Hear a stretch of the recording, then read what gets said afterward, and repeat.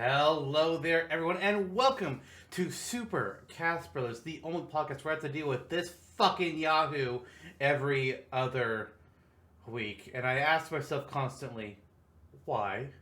My name is Zantok, otherwise known as Lister. We've got Jonno, otherwise known as No John. Stop that. And then, of course, we have a returning guest. Curbwalker, who we previously had on for our penultimate Smash or Dash episode in the previous season, talking about Ronald McDonald, Burger King, and then the Fall Guy, and the crewmate from Among Us. And yep, we learned some things about some fast food companies. Yeah. Things that I didn't need to learn, but we learned some things. All of the likeliest characters, I think. It was a time. Yeah, I forgot about one of them. Yeah, you did. It was very, very offensive, actually. We actually learned some offensive things in that episode. It was the thing that occurred. Oh, dear. Hey, it was the restaurant's fault. I mean, you're not wrong. No, I'm not wrong. It's been... So, a funny thing happened in that episode.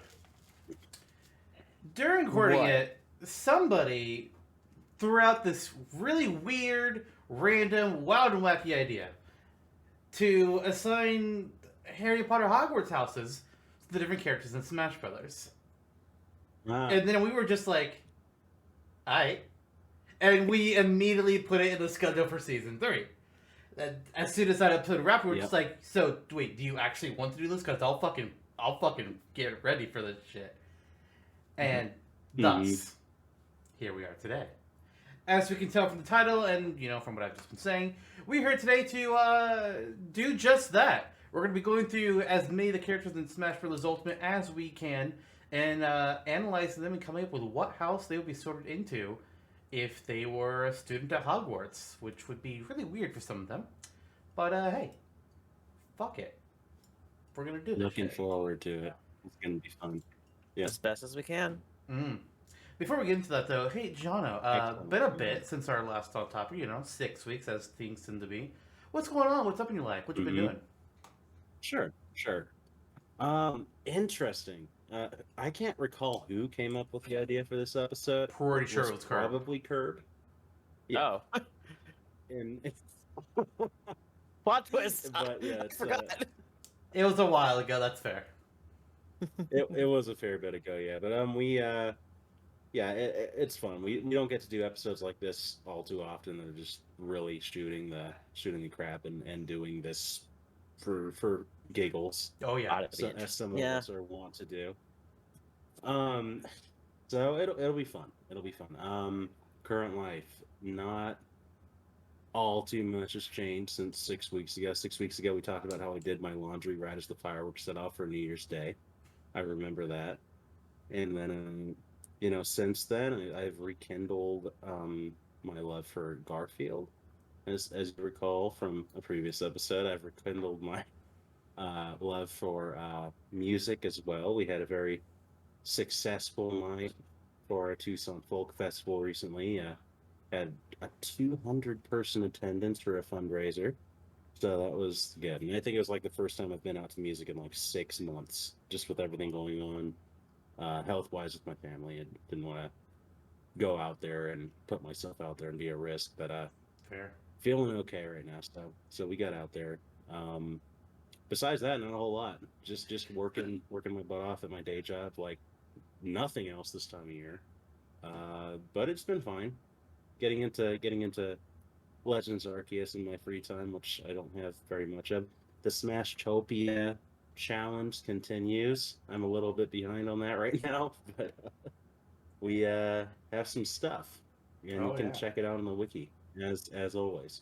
That's really about it. How about you guys? So I'll just go ahead and mention this for anybody that missed it in previous episodes, or for Kirby doesn't know about this. So we do have our Smashtopia wiki out there where we put anything that we come up with on the podcast on there. And it's just like things that we do off podcast. Like I've been putting shit on there since 2017. Ideas for characters, stages, assist trophies, whatever else. And Jonno has decided to torture himself this year and create one article on the wiki for every day of the year. Now he doesn't necessarily put them up each day. Like sometimes he does like a batch to put himself ahead or a batch to catch up. Whichever way it goes. And two of his recent ones that kind of drained him were a character moveset for Geralt of Rivia, which is massive. Good lord, dude. And then a stage for Waluigi's Island from one of the Mario Party games, which was also pretty substantial and features quite a bit in there between like the stage actually traveling around the board and transforming based on where they are in the stage, mini games that you get pulled into, blue spaces and red spaces that actually affect the players going on in the match. It's kind of nuts. So there's been a lot of that going on, which is why Jonno is currently behind. But he's behind for good reason. Gotta rest a little bit after going nuts like that. As for me though, well, you mentioned Legends Arceus, and yeah, that game has absorbed the last couple weeks of my life for the most part. I finished it this morning, morning of recording actually. I finished all the requests. I caught all the Pokemon. I got every Pokemon's Pokedex entry up to level 10, which gets you an extra cutscene and the Shiny Charm. By the way, for those who don't know, that's how you get the Shiny Charm. You have to get every Pokemon to Dex level 10, which doesn't mean you perfect all the Pokemon doing all the tasks. It just means you did enough of them to hit the level 10 rank, which is honestly, for the vast majority of them, not that difficult. A couple of them are a little bit more of a pain in the ass, but for the most part, not that bad. And I'm kind of done with it now. Like, I don't really care about shiny hunting, so I'm just looking for something new to play.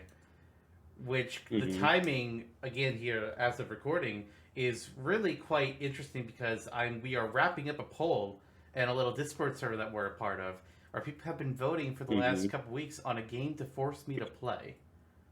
So I don't know yet what's gonna win. I'll find out in the next couple of days. So that's gonna be interesting. That's the things that are in like the final 4 games are all really solid options. So whatever wins, I'll be pretty good. I think I'm excited to see what comes out of it. Yeah. It's certainly been a lot more interesting and intense than the first time you did this kind of poll. Yeah, I previously ran one in 2020. In my opinion.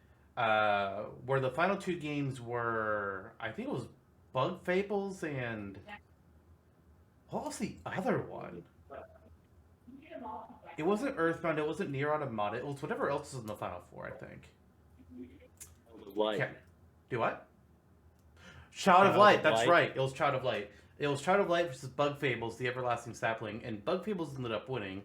The funny thing is, while I did end up playing all 4 games that made it to the top 4, Bug Fables is the only one of them that I didn't finish.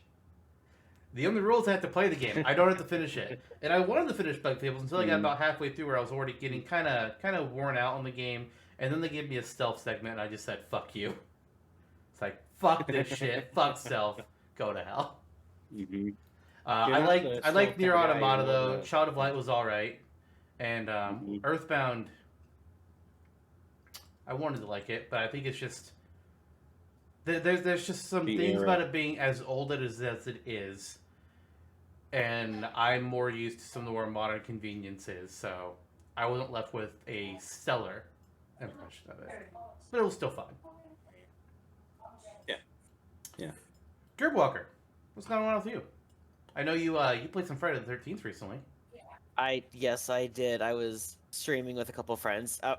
More so, I attempted to stream. It just killed my setup. Yeah. It really did. I have not had a game do that to me before while streaming, and I've done a couple other ones. Like, that's the thing. It could do Dead by Daylight. I'm surprised it couldn't do that. Like, I think Friday the 13th, the game is more scuffed than Dead by Daylight, which is actually saying something. Yeah, I mean, neither game has strong coding. But, so I was doing that. I actually ended up streaming the most recent Five Nights at Freddy's game recently too, actually. Yes, so that was fun. Yes, I got through a couple of the endings there, and there was a lot more collecting stuff that I just ended up not getting to. And I know definitely we've gotten to the point that we've had 3 full series now that I was guest starring with Zantok on that are now up. Yep. I think the Danganronpa 2 hadn't finished at the last one, but the Danganronpa 2 full is now completely up, and I did that with him, so that was very much a good one as well. So that's been exciting, and Indeed. yeah, that's been about it. Same work from home stuff, and not too much other stuff. And Danganronpa V3 will be going up sometime later this year. I want to say That's so true. I actually don't remember when it's gone up because I changed how my schedule worked out in the last couple of months. So I don't know anymore when it's supposed to start. Mm-hmm. Sometime before June. I can tell you that. Okay. Well, guys, Harry Potter.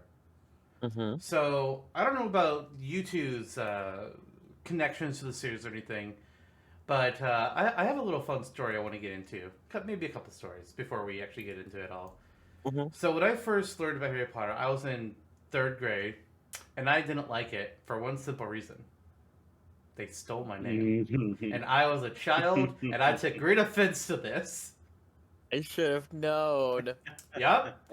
That's why when I did start reading the books, because the 2nd book was actually being read in story time for 3rd grade, which is really kind of odd when you think about it.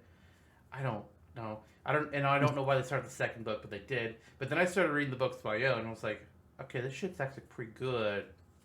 And I got into it. I read the books, I watched the movies. I did not read Cursed Child because holy shit, no, good lord, no, No. It is terrible. It is terrible. I have read enough about it to know. So no, do not come at me saying that I haven't read it, so I can't judge. Yes, I can. Fuck you. But of course I watched the movies. I actually won a contest over the radio to get to see a premiere showing for the first movie when I was a kid, and then get to give a review over 2 radio stations, which is really fun. I don't remember what those stations were. I just know they were both Kansas City based. That was fun though. They said it was like a random draw. I'm not so sure that it was, because we also had to give a reason for why we should be chosen. But I recall that when they drew my name out and they selected me, that they were just like, wait, is this a real person? Because my last name is, of course, Potter.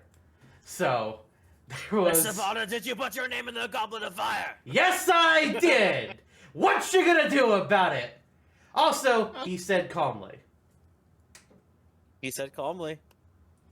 Fucking Dumbledore, man. Goblet of Fire is the movie that they most screwed up, in my opinion. Jesus. Fun times, though. Also, so I like to go to my local convention that they have every year near me. And I've got some pictures of the few of the cast. Unfortunately, one of them I couldn't find. I was trying to scramble to get them all before we started. But here's myself and my brother, along with, Neville Longbottom. We got that. Mm-hmm. And then Draco Malfoy, signed. Mm-hmm. And finally, very nice. The bastard himself, one of the bastards at least, Lucius Malfoy. I also have one with the Weasley twins and with Ginny, but that's the one that I couldn't find, unfortunately. None of the other actors have been at the convention as of yet, but hey, maybe someday.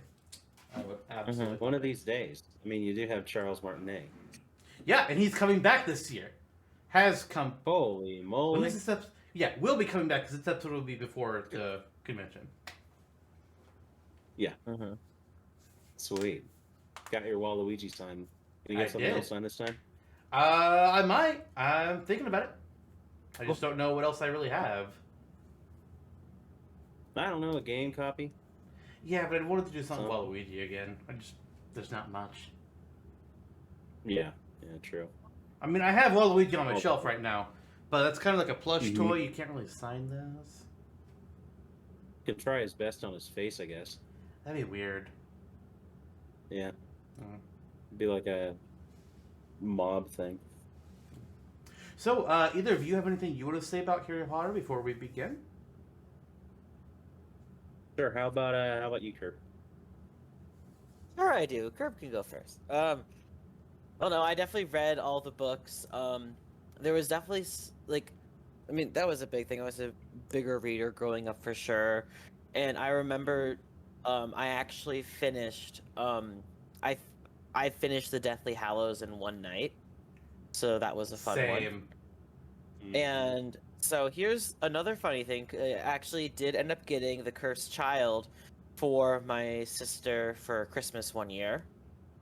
And I had to know, so I've read it. I've read her book first, so she didn't need to know that it was slightly used before I gave it to her. But yeah, I like Harry Potter a lot. It's a lot of like I don't know. I've always enjoyed it. A lot of the different community kind of things of it. I did tear up during the 20th anniversary a couple of times, the special, and that's just kind of me. So yes.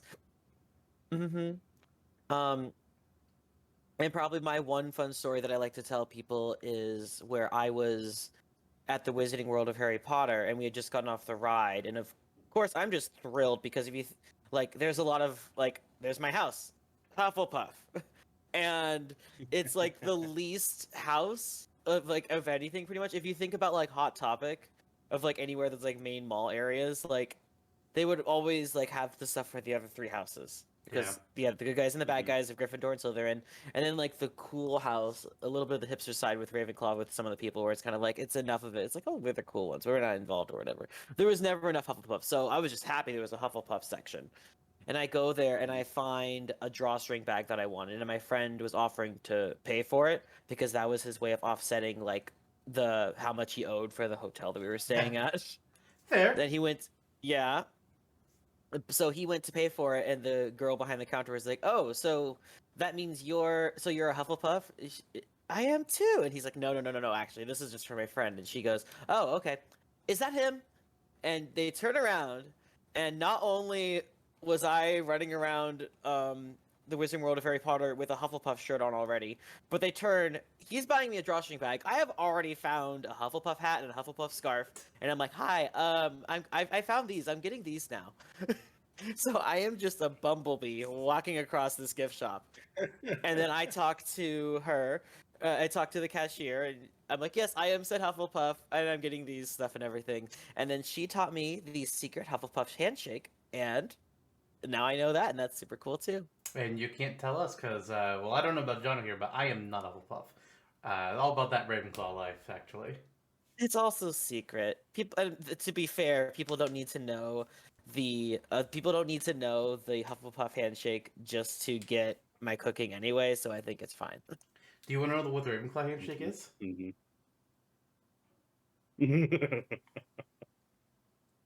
Wait, no, that's my personal one. Actually, sorry, I got them mixed up. I was about to say. I went a different way. Live long and prosper.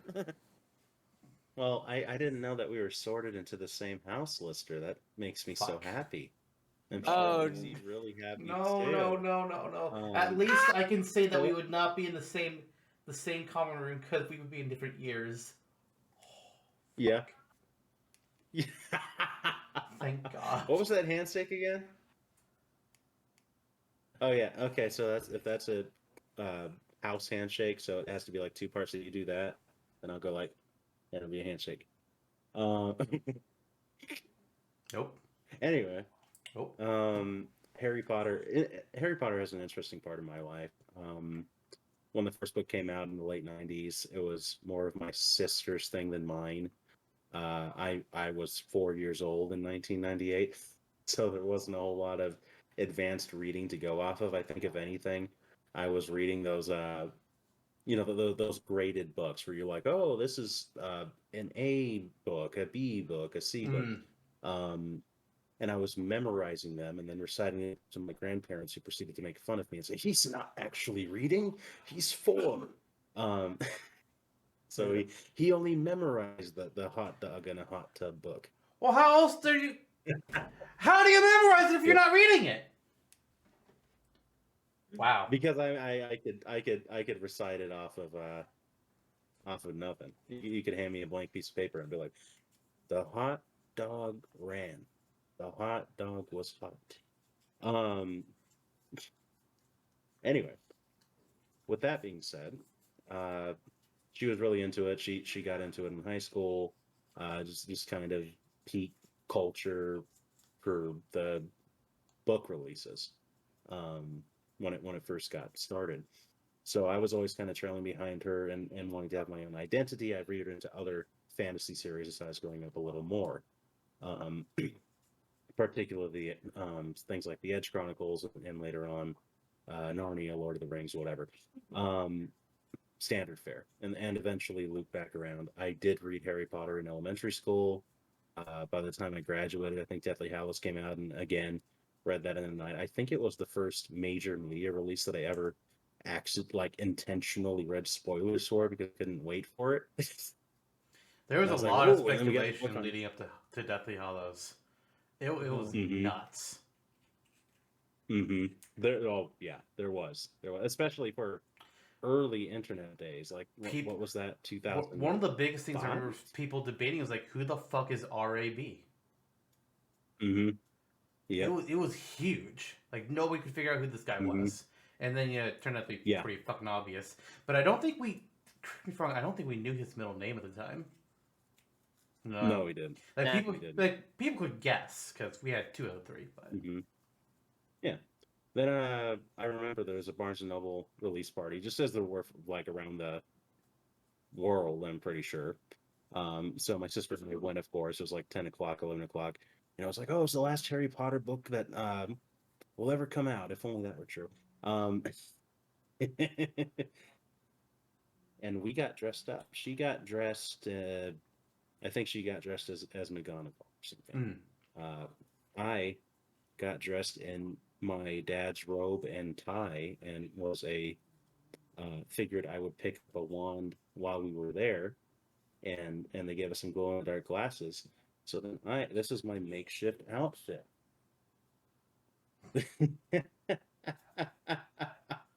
nice. And I walked around a bookstore in a bathrobe for 3 hours.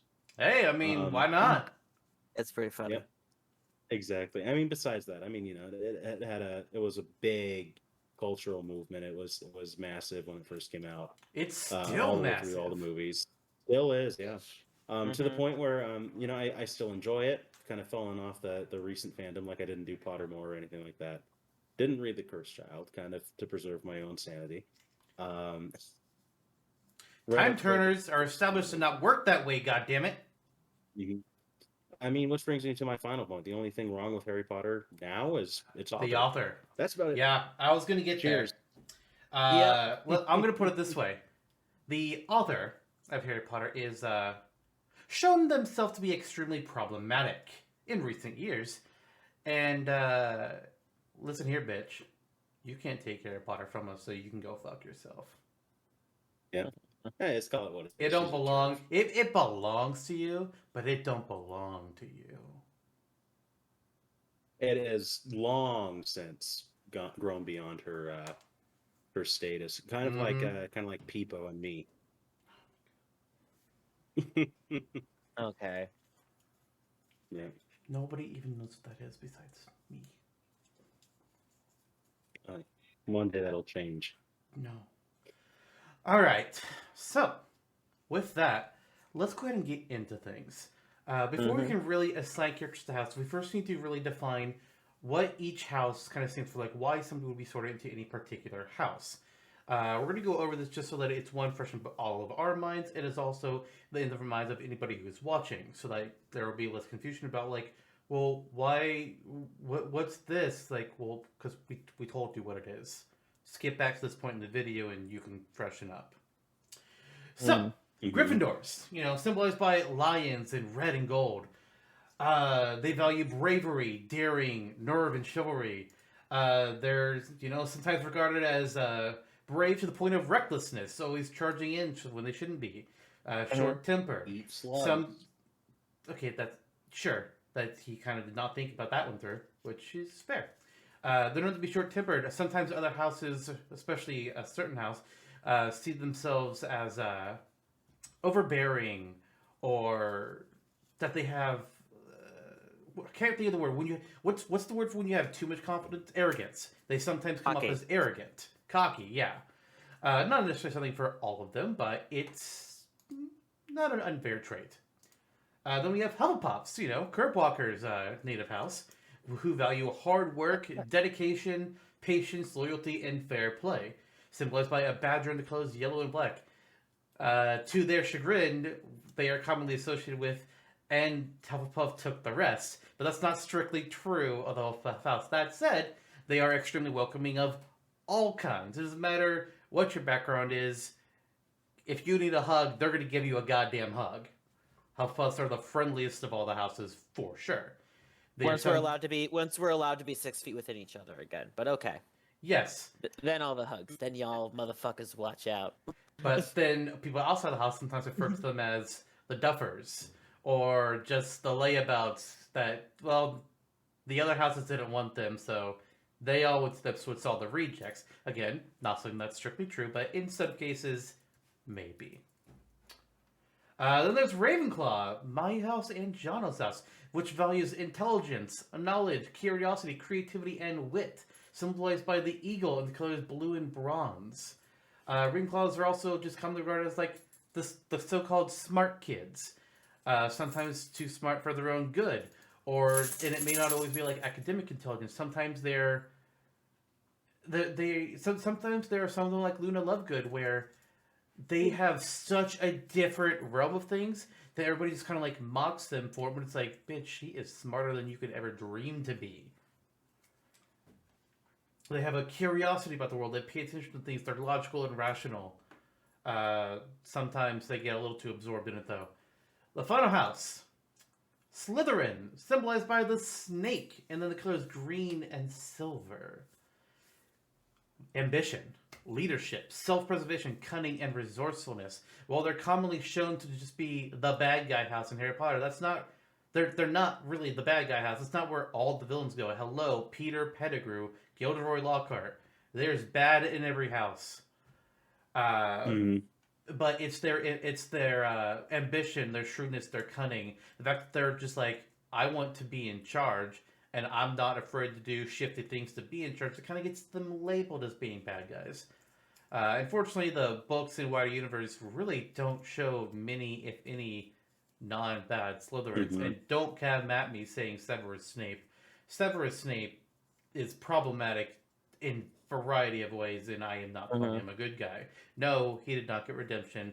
He still was a terrible bully to a lot of school children. Come on. But now that we've had that interesting character, but not good. Sure, great character, but terrible person. Yeah. Exactly. Right. People romanticize the character, and it's like, what the fuck are you doing? Why? Oh, in a few ways. Yeah. Exactly. So, with those explanations out of the way, let the games begin. So, I have up here for everybody to see, except for... Oh, dearie, that kind of screwed up the videos. Oh, no. Oh. Okay, I think Hang on. Oh, shit. Wait, no. It did. No, we're working. Okay, I got it fixed. We're good. Am I where I need to be? Yeah, everybody thinks so. It just did not like me having two things being captured at once on the same monitor, but I fixed it out. So I have here the tier maker website, and I've got 4 tiers for Gryffindor, Slytherin, Hufflepuff, and Ravenclaw, and we're going to debate the characters and start putting them in houses in no particular order. It's just going to be whatever we feel like doing. So do either of you have a character that you would like to start with? I could think of one. Who you got? Okay. Captain Falcon. Captain Falcon. Okay, all right. Interesting here.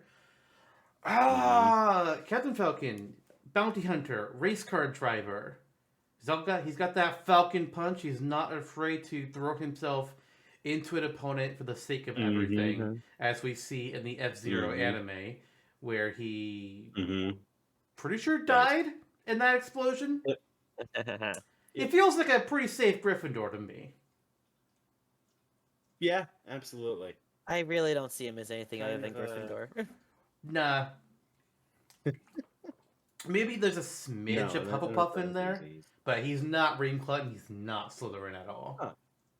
Maybe a smidge. I mean, he's definitely. I mean, outside of the race gear, he's when he's off the job, he's probably a fuckboy. But wow, I mean, the common fandom association with him is that he's a major flirt, especially with Samus. So there you go.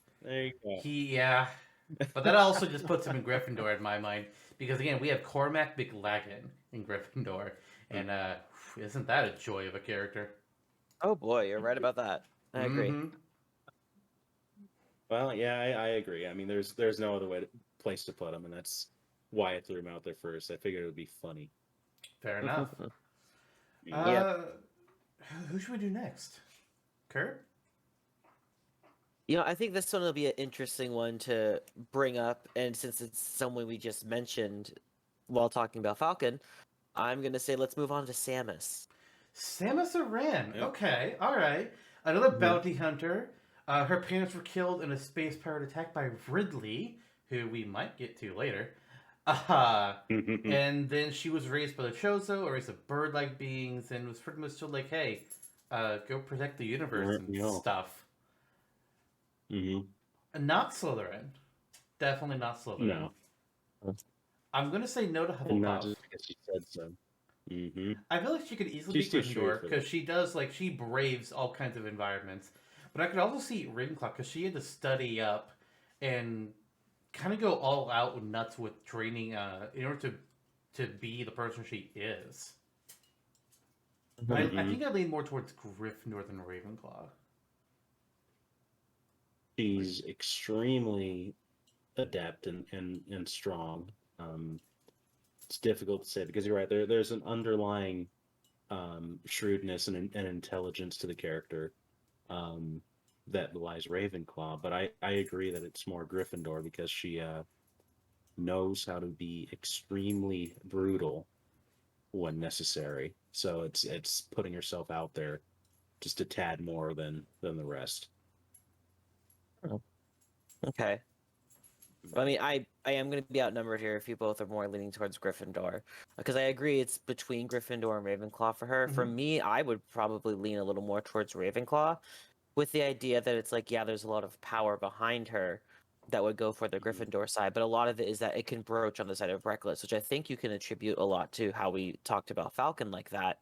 But I don't, I feel like there's a larger sense of control behind Samus Mhm. in that sense where True. it's a lot more tactical, and I feel like that Mhm. kind of approach is that yeah, she can definitely pack a punch. She does have that kind of brutality, but it's with a laser precision that I would attribute the most to Ravenclaw. Interesting. And Okay. it's in the demeanor too. And something else to consider too is that she was raised by bird people. Yeah. Is he So telling the truth, Lister? no, he is. He is. She was Okay, raised. okay, The okay, Chozo are a race of bird-like creatures. okay. Like Just making sure. humanoid bird-like creatures that take her in after her parents are killed, and they actually alter her DNA, give hmm her a little bit of their own DNA so that she can use the power suit and whatnot, gain new It's like a abilities. blood elf, but more effective. Sure, but I see both your points with Samus. Like I definitely think she has Gryffindor and Ravenclaw qualities about her. But hmm I feel like I lean more on the Gryffindor side of it just because she is more well she has the tactical and the strateginess of it, and she can be calm and collected. She also just has a lot of Gryffindor brashness, especially in regards to the baby Metroid that she's able to rescue, which gives her she's got a strong Hufflepuff connection to that baby Metroid. And also, now that I'm really thinking about it, she really defers to Adam as Adam. well. Makes her a little bit more complicated there. Still, definitely no Slytherin. Holy shit, definitely not a Slytherin. But hmm Hmm. It's hard to say, isn't it? There's that initial reaction, but it's more complicated than I thought. see, in part of her gameplay, she does a lot of at least in the Prime games, you can scan a bunch of things and learn lore about where you are. But is hmm that something that the hmm players do, or is that something that Samus is actually interested in? I actually don't know. Because if it's something that Samus is actually interested in, then you know what? That's a lot of heavy points towards Ravenclaw. But I think for the moment, I'm. Girls got guts like all hell. Gryffindor. um, to your point about the scanning, it is a canon material. It's not just for the player. Sophia's scanning, so I don't know if that changes any of your opinion ultimately. Huh. I'm extremely on the fence. Yeah. This reminds me of Blathers and a fair bit Oh my gosh. versus Rossetti. I don't know. Maybe Curb puts a fair argument. And when you take this into mind, I mean, you have a few more obvious Gryffindors on this list that we will get to, and the brashness is there, but because the character has these additional elements of analysis to her that are prevalent to the character that these other characters don't have, and it's something that they contrast between one another with. I'm gonna say Ravenclaw actually. Okay. Mm. So Samus moves from Gryffindor to Ravenclaw then. All right, I'm okay with that. That one is very easy to see either way though. So like, Yeah. I'm still sticking with my Ravenclaw, but it's like if I was outvoted for Gryffindor, it would still make a whole lot of sense. Yeah. So some characters are hat stalls, and Samus could be a hat stall. Mm-hmm. Yeah. According to most quizzes that I've taken, I would be a Ravenclaw Slytherin split. So there's that. I would be Ravenclaw Gryffindor, they say. So I thought I was a Hufflepuff and then kind of Ravenclaw. I know I took the quiz and I had different percentages that listeners seen, and I think Ravenclaw was my second. But it's super. I don't have that information on it anymore, unfortunately. I've tried finding it, and that quiz is gone. I hate that. Yeah. And it made more sense in the Pottermore, which also bugged me because I think there was a period. I don't know if you guys They know about this. They changed how the quiz works. Yes. At one point in Pottermore, to where if you have too many points in one direction, they put you in like the opposite house. It's like, what? Because they're trying to combat people who are trying to get specific ones, but some people are answering legit, and now it's just like I took it again to see what happened, and it gave me fucking Gryffindor. It's like, no, I am not a fucking Gryffindor. That is my least house. Thank you. I think that's what happened exactly to me. So guess which house Pottermore thinks I'm in? Slytherin. Yep. Yeah. Pottermore thinks I'm a Slytherin. Pottermore, much like J.K. Rowling, got weird in its later years. Oh, weird. Yeah. Yep. So let's pick another character here. I'm going to choose one that I think is a bit of a blank slate and could be interesting to talk about, even though I kind of feel like there's some lean. And I'm gonna let's stick with the villager from Animal Crossing next. So the villager is an avatar character that the player controls. They did everything about them. Oh. But in each Animal Crossing game, you arrive to a new town, city, island, whatever the setting is for that particular Animal Crossing game, and first thing you get is a house, and you're told, "Hey, give me money and pay off your house that I just built for you." It's like, all right, sure. So you go around doing things for other people. You're helping out all around the island. You're trying to make friends with the village. You're trying to make the place be a nice place for people to live and see new people to move in. In Animal Crossing: A New Leaf, you somehow become the mayor, and you're literally in charge of the town. And to me, it is an easy bet for Hufflepuff. Are you sure? Are you sure it's not Slytherin? There might be a tinge. There might be a tinge in there. But no, I'm going Puff. They have an underhanded streak to them. They hit villagers. They hit their fellow villagers with shovels and bug nets to get by. Guilty. And drop off tarantulas in front of their houses. And they hide pitfalls in the ground. Yeah. Hide pitfalls in the ground. Have gyroids out there that shoot up at other players into the sky, and just all sorts of stuff. Just so much cunning and not to mention their serial killer. The Smash fan base does have a nickname for the villager, being the Killager, because his cold eye stare, which is commonly depict him with an axe. Yeah. Mm-hmm. I'm a fan of it. Flash, The Shining. Yeah. Yeah. Here's villager. That said, when looking at like the actual Animal Crossing games, and taking out as much Yeah. the player controlledness as it is, just looking at like what happens in the game, I do feel like the villager is overall a very benevolent character who is actually trying to help people Mhm. and make things nice. So it's Hufflepuff. Mm-hmm. They're friends. They try to be friends to everyone, preferably. I mean, in the canon Animal Crossing lore, which is very full of depth. They're definitely, Surprisingly. and also to serve to their Hufflepuff nature too. They get suckered into paying off a almost unpayable house loan, which is definitely disqualifies them from Ravenclaw at the very least. All right.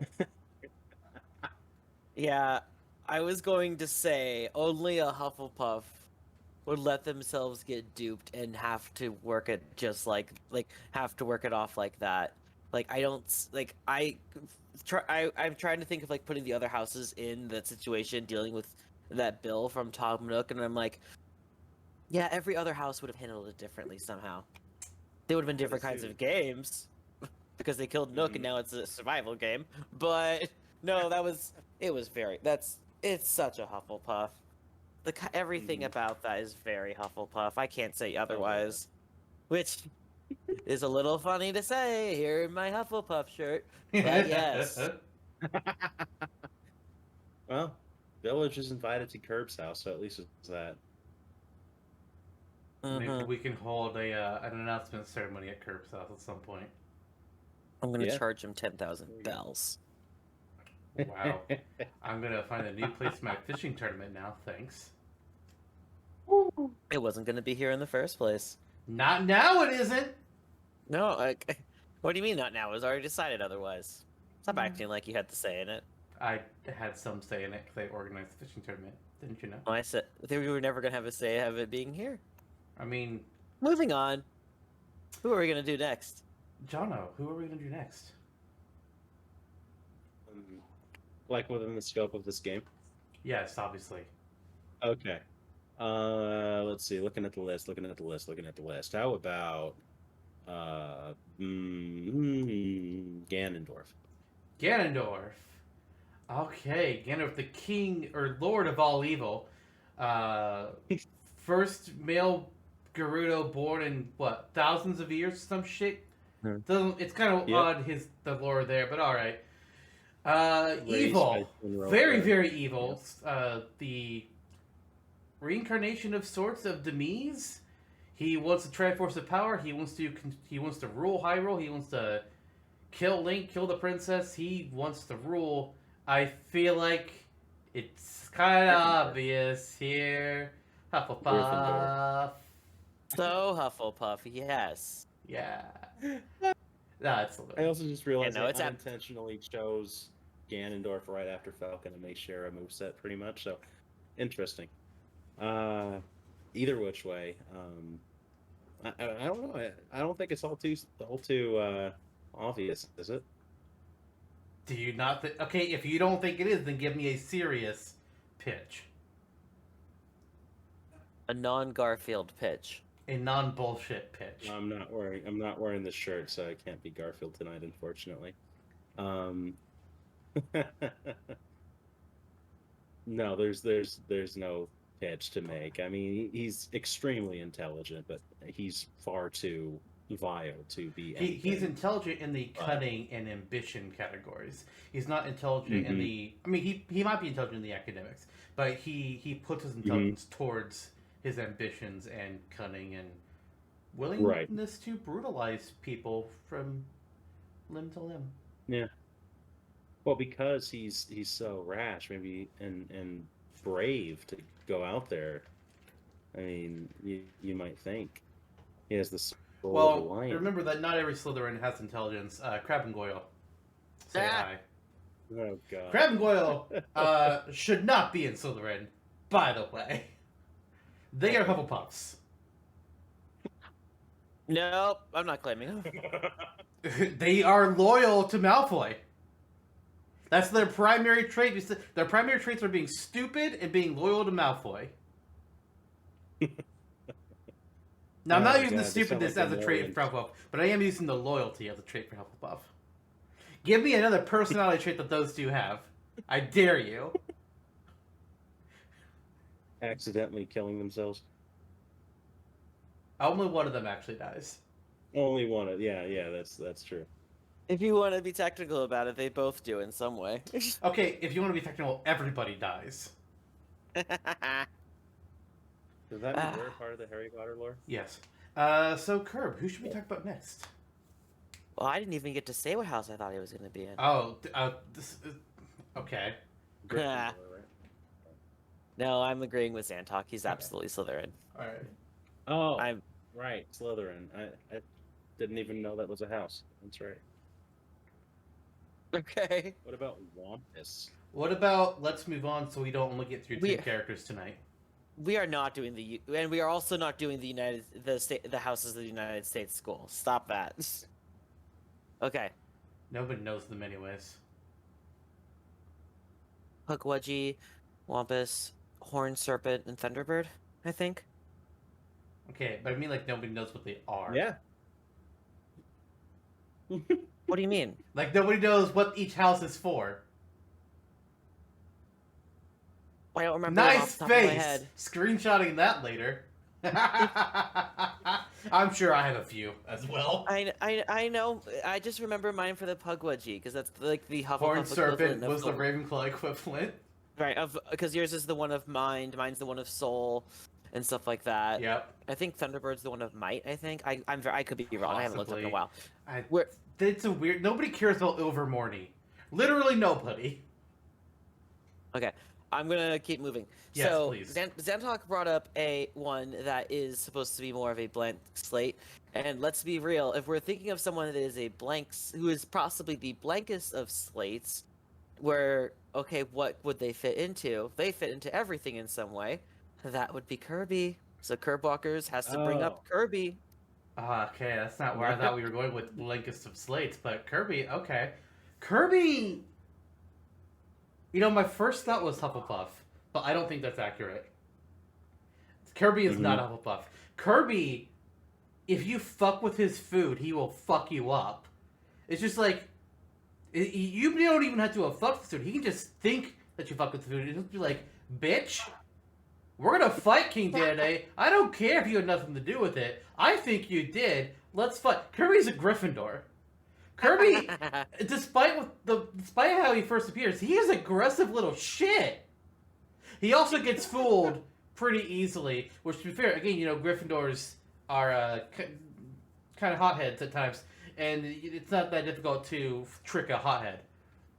How many times has somebody tried to get Kirby to be like, hey, help me do a thing? Which, you know, Hufflepuff traits. But then Kirby just gets like, wait, you were a bad guy? And I just helped you? Guess I gotta whoop your ass now. Like that many times. At least. Mm-hmm. Oh man. I don't remember 3, but there's definitely more probably. But yeah, it's a common occurrence for Kirby. And sometimes like people just don't have anything to do with what's going on. He's just like, I'm gonna beat you up. Get over it. Yeah. I beat you up and eat you up. He swallows people and steals their shit. Kirby's not a nice person. He He's becomes not. Cars. Yeah. He's kind of just like a high entity. He is beyond humanity.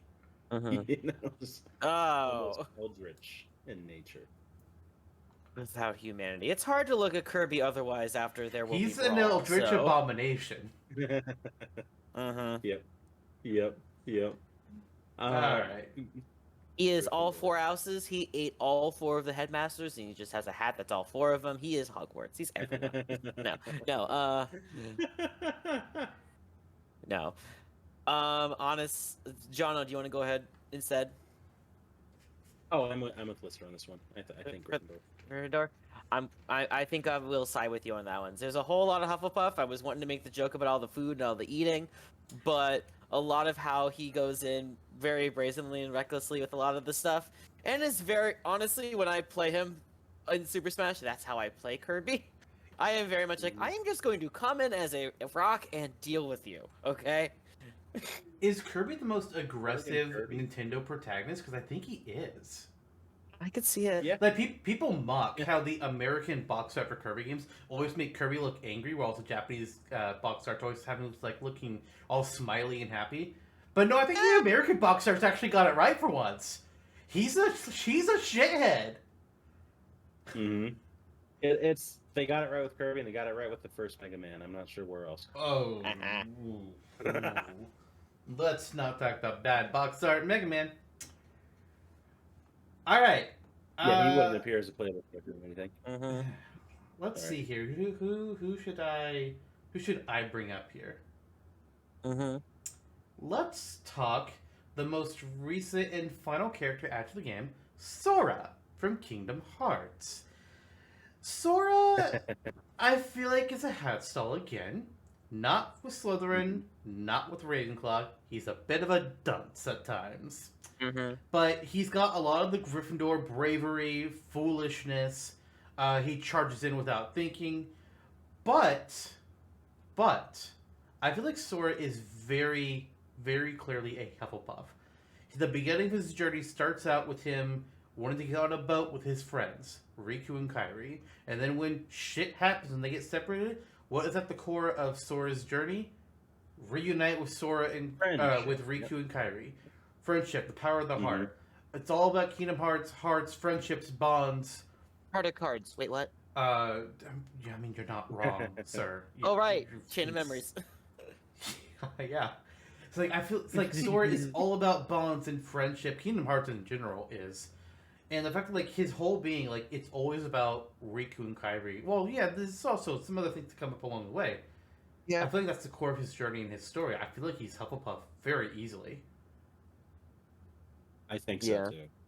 A fair argument. And an easy one to make. It is. He's so Hufflepuff. I see so many of those Gryffindor like qualities in there, but it's all Hufflepuff, and that's where it's coming from. Yeah. Because it's very that I think that was a big thing where, like, this charging forward kind of thing. There was a comparison that was made between, like, the part where in the end of the 7th book where they compare what all 4 of the different houses do when they're talking about going to fight. Because it's like they bring up some of us Slytherin where they're most likely to, like, not want to side with any of the Hogwarts people. Obviously, they have people on their side. The Ravenclaw were kind of thinking it through. Kind of, there was more debate on it. Gryffindor was the most ready for a fight about it. So it was almost more about the fight than what they were wanting to achieve. And the Hufflepuff part, yeah, they stood up just as readily as Gryffindor, but for the not for the wrong reasons, for different reasons than Gryffindor. To protect. Yes, and I think that right there, that thought process that was explaining the reason why Gryffindor stood up so fast versus why Hufflepuff stood up so fast, that is Sora. That is Sora right there on the Hufflepuff side. Yep.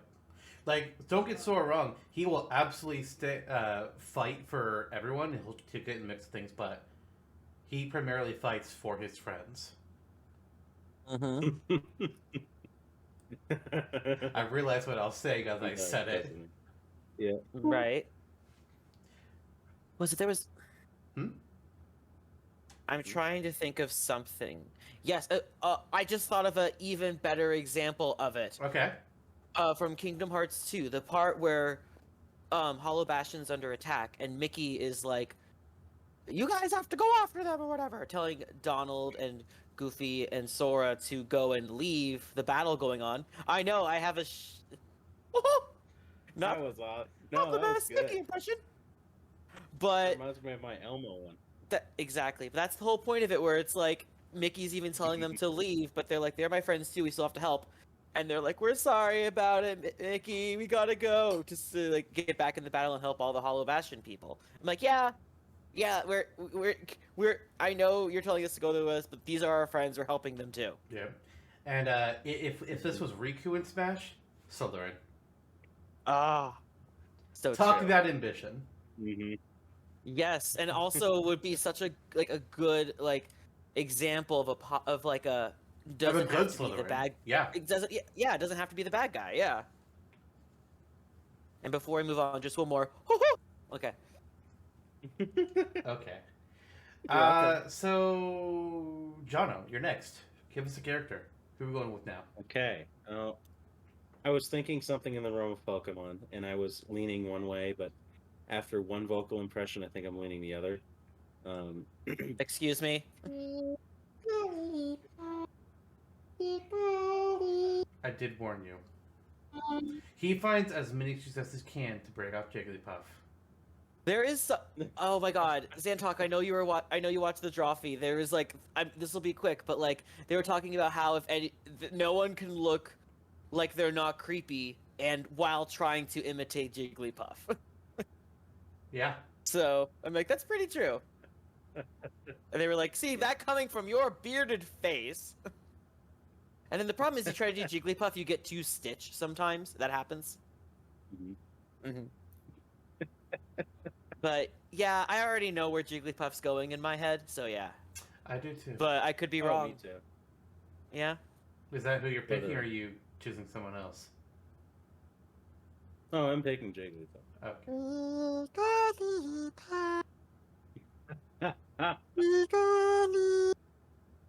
Puff. I hate you.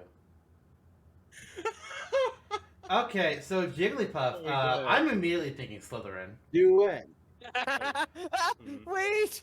Oh my god! No, I'm serious. I'm immediately I thinking know. Slytherin for Jigglypuff. It's like I'm pulling. I It's know like exactly I'm pulling why. from the anime here. Yeah, you know why? Because in the early seasons of the anime, Jigglypuff would follow around Ash and Company, and it's like they just wanted to hear people sing. They just wanted people to listen to their song without falling asleep. And when they fell asleep, because you know it's Jigglypuff's ability, Jigglypuff got all pissed.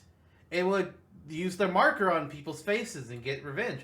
Then there might be a little bit of Gryffindor in there, because it's just like, you know, fuck with people, but I don't know where the fuck else it can go. It's not it's Ravenclaw, it's not Hufflepuff.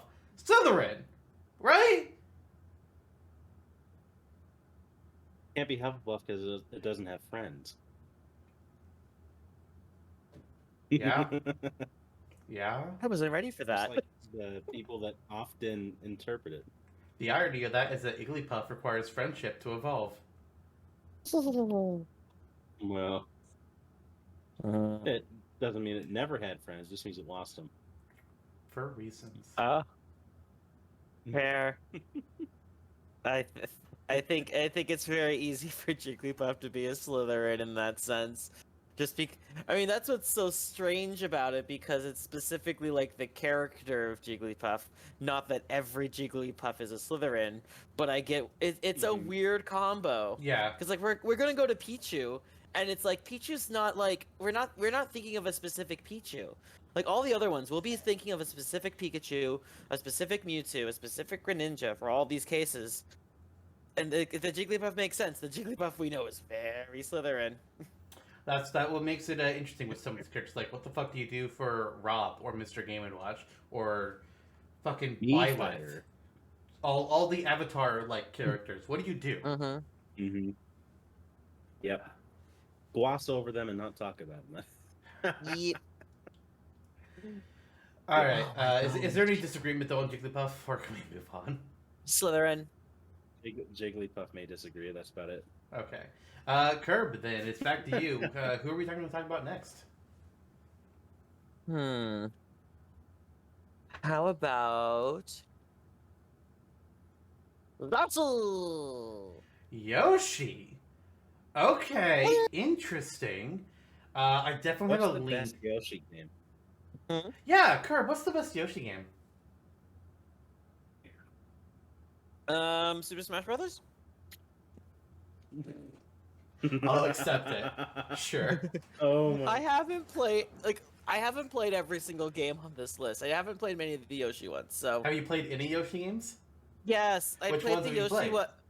I got traumatized because I got sick of seeing every time I lose this Yoshi and they took Baby Mario away. I was not thrilled. I was not a fan. So you don't think Yoshi's Island is the best Yoshi game?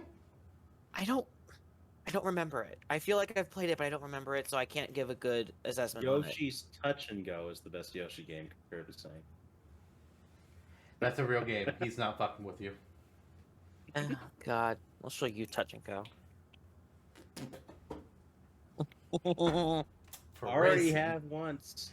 Okay. True. Anywho, so Yoshi, Again, you know, it's like, what Yoshi are you talking about? Because the Yoshis that you play as in Yoshi's Island aren't really the Yoshi that we know in modern Mario. They're just different Yoshis, which is kind of interesting. Because at least my assumption is that the Yoshi that we know and love is a Yoshi that Mario probably hatched from an egg in Super Mario World, which many years after Yoshi's Island could be a descendant. Who the fuck knows? But I kind of feel like Yoshi is under the Hufflepuff banner. Whether you're looking at Yoshi's Island or you're looking at more modern Mario games, Yoshi's always fun. He's friendly. He's kind. He helps out whoever needs his help. Him and his whole race rescued a baby in one game and then a bunch of babies in another game. Just helping them get Too home. many babies. Arguable. I just feel like Yoshi definitely falls under the Hufflepuff banner. Like, he's not Slytherin, he's not Ravenclaw. I can see some Gryffindor in there, but I feel like Yoshi's a Hufflepuff. Sure. I'm in agreement. There's a lot of, as there is with all of the hero characters, a lot of Gryffindor. But I am in agreement because Yoshi, common denominators of the Yoshi games are uniting in the power of friendship, almost like Kingdom Hearts, but with a lot more sing-alongs and not too many more sing-alongs, but a few more sing-alongs. This way, we'll dance and we'll play. Like What? Yeah. Not too Like many one of those sing-alongs. We already discussed Sora. I mean, Yoshi's story does have a place called the Super Happy Tree, so. Yeah. So who could live at the Super Happy Tree and sing that song Yoshi. other than a Hufflepuff? Yeah. Oh. Yeah, Hufflepuff. Yeah, definitely. I get Yoshi, yay! As Yoshi would say. Yeah, you do know that Discord's voice expression thing just really fucks you up when you try and do those sounds, right? Yeah, I didn't catch that at all. Yeah. No. So next character here, jumping ahead. There's There another you go. series that has a lot of characters that we have not touched yet. And I think it's time to talk about some Fire Emblem. Specifically, let's bring on Robin, the tactician from Fire Emblem Awakening, who wakes up one day under a tree, doesn't know who he is, but then this other dude's like, hey, I'm pretty much the prince of this kingdom. What the fuck you doing here? And then he joins them in as their tactician in war and pretty much saves all their asses on a consistent basis. The dude is skilled in the blade and in magic. He studies the fuck up. He's got books on him like crazy. I feel like he's a very clear Ravenclaw. He's not afraid to get in the middle of shit and try and solo at times. But he's much more of a scholar than he is a fighter, I think. I think and you see it in some of the character interactions with most famously Robin and Tharja, among others. To all of your points, very very academic character, yes. Although, are we sure? I'm not entirely certain here. There could be Slytherin in Robin as well. Being incredibly ambitious. I guess it depends on which timeline you're talking. I see what you're saying, but that's not technically Robin. That is an entity possessing Robin. So no, I would not take that into my judgment. Okay. Well, still very ambitious. Leads an army after.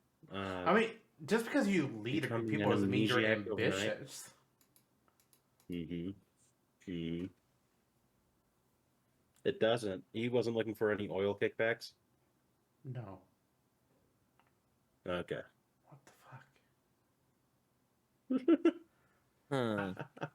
Okay. Sure, what do you say there about Robin? Interesting. I'm going to lean towards the Ravenclaw for it. A lot of the ways you were describing a lot of it, the tactician part, the more of a scholar part, and the like often coming into like save other people's butts and kind of thing. I was getting very strong Hermione vibes from there, and not where it's kind of the sense where it's like, yeah, she's a Gryffindor, but those kind of attributes are like her Ravenclaw side for attributing to helping her people, you know what I mean, her friends and everything. Yeah. From what I'm getting on all of this, I would absolutely have to say Ravenclaw. I think, in my opinion here, when you brought up Hermione, I think part of what put Hermione over the edge to Gryffindor, because she is said to be a hat stall, is the fact that she's not afraid to tell her friends, listen, you're an idiot. Stop it. You shut the fuck up. You listen to me. I have an idea. Follow my lead. She's not afraid to slap people upside the head as needed, or throw a punch in a bully's face. True. Sure. But with that, Jonno, you got the next pick. Okay. Oh, my vote for Robin was Hufflepuff. Really? Just kidding. I mean, I see the qualities in there, but I didn't think they were strong. No. It's clear. It's clearly Ravenclaw. It always was. Let's see. How about the Ice Climbers? Okay. The Oh Ice boy. Climbers. Popo and Nana, relationship unknown. Into different houses? Could they be brother and sister? Could they be cousins? Could they be lovers? Nobody fucking knows. They might just be friends. Or maybe they met when they act them out with the same goal. We don't know. We have no idea their origins. All we really know is they climbed the mountain together one day to recover their stolen vegetables from a condor. But they seem happy enough. Very happy. Very I happy feel like to they're the point you might Hufflepuff. think they're Hufflepuffs. Well, Yeah. Think about all that they did just together, though. Hufflepuff. Surmounting a mountain. They're Hufflepuff or Gryffindor. Because, yeah, they went to go recover the stolen vegetables, but they also braved the tallest mountain. It's called Icicle Mountain, and it's also known for being an infinite glacier. Oh, God. And they braved climbing it, fighting off topies and polar bears, and braving the condor itself. There's some Gryffindor in there with them. Well, And they're a virtual blank character, so I can say what I want, and I'm going to put them in Gryffindor because I think that's a fun idea. oh my gosh. What do you think, Kirby?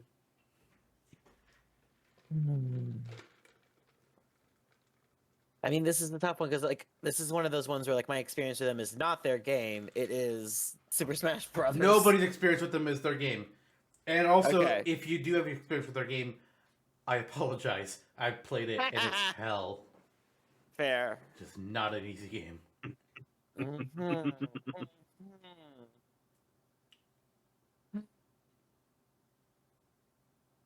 I think I'm going to lean towards Gryffindor. A lot of the Hufflepuff stuff is, like, usually based more on the loyalties. Like, it's the loyalty between each other, but it's like, you know what? Crab and Goyle are loyal to each other. And it's not specifically what made them Hufflepuff or not Hufflepuff. I think, like, they're very driven in what they're trying to do and get their stuff back from the Condor. And it just seems a lot, like, with, like, how that they are. Yay, I'm speaking so articulately. I'm definitely leaning more towards Gryffindor for them, actually. All right. Okay, interesting. The only striking thing that comes out of Hufflepuff is that they are scaling a mountain for vegetables specifically. Otherwise, I agree with the two of you. Okay. I don't think anybody would have really called that out as a Gryffindor candidate before we began, but I like that it happened. I agree. That's the fun of it. That's the fun of it. That's the fun of this, yeah, especially with these more blank slate characters. Just like, it's hard. It's what do you pull from? There's some very minor things. Right? Make an argument. It's interesting. It's very interesting. Right. Nobody else from their village was willing to go. It was on them. They were just like, fuck it, I'm in. Curb. The next pick is yours. The next pick is mine. Yeah. Okay. I am thinking about it.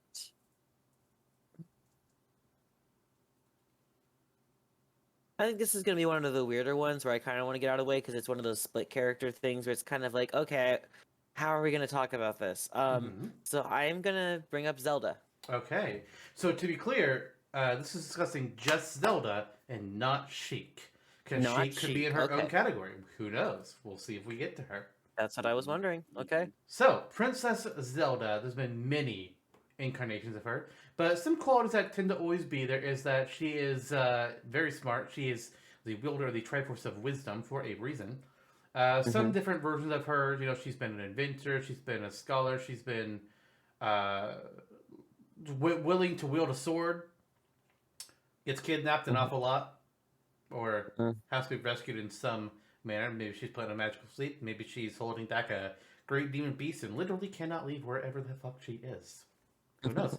She's also more or less a descendant of a goddess, or like has the embodiment of their power. I don't remember the lore behind that, because what the fuck, Skyward Sword. But Zelda, I feel, is Ravenclaw with a twinge of Gryffindor, but Ravenclaw. Agreed. I mean, it's in the name of the Triforce here. Yeah. It really is.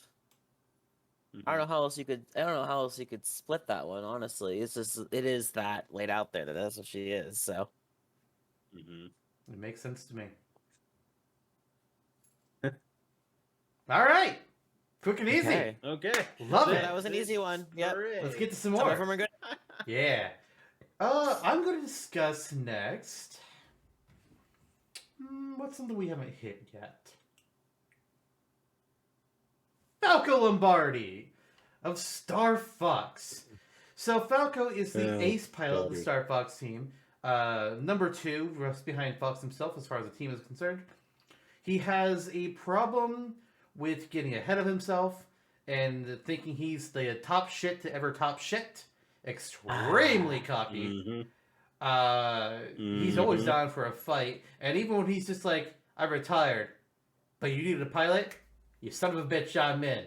Even if I'm like 87, I'm a day away from death. He's hopping in that R-Wing, he's ready to go. That's Gryffindor. That's Gryffindor. It absolutely is. Yep. Also a bit of an asshole. It's a bit. Yeah, he's It's a wee bit. All right. Sounds like there's no disagreement. Okay. Jonno, Okay. who do you have? Okay. This is actually interesting to me. Let's do Chic and see where that. Okay. That lines up. All right. Chic next. So Chic is a little bit complicated. Chic is an alternate identity of Zelda, but while some believe that it's just Zelda dressed up as Chic, some say that Zelda is actually transforming herself into another body entirely. It's complicated, and I'm not going to get into that at this point in time. But Chic is the final, I believe, the final stage in Ocarina of Time, if I remember correctly. Knows how to play an ocarina, teaches Link how to play the ocarina and do all kinds of weird magic shit with it. She's a ninja. She can throw needles. Apparently she can use a whip, according to Smash at least. There's a lot of Ravenclaw in here, partly because she is another form of Zelda. A sage. Oh. Yes. I don't think definitely not Slytherin. I'm not so sure about putting her in Gryffindor. I could see some Hufflepuff. Partly because, like, she's not, like, taking center stage. She's more, like, helping out Link and trying to make sure that the people are okay. And people okay, like, through him, helping her and whatnot. But I'm really unsure between the two. And I feel like I lean Ravenclaw. But what do you guys think?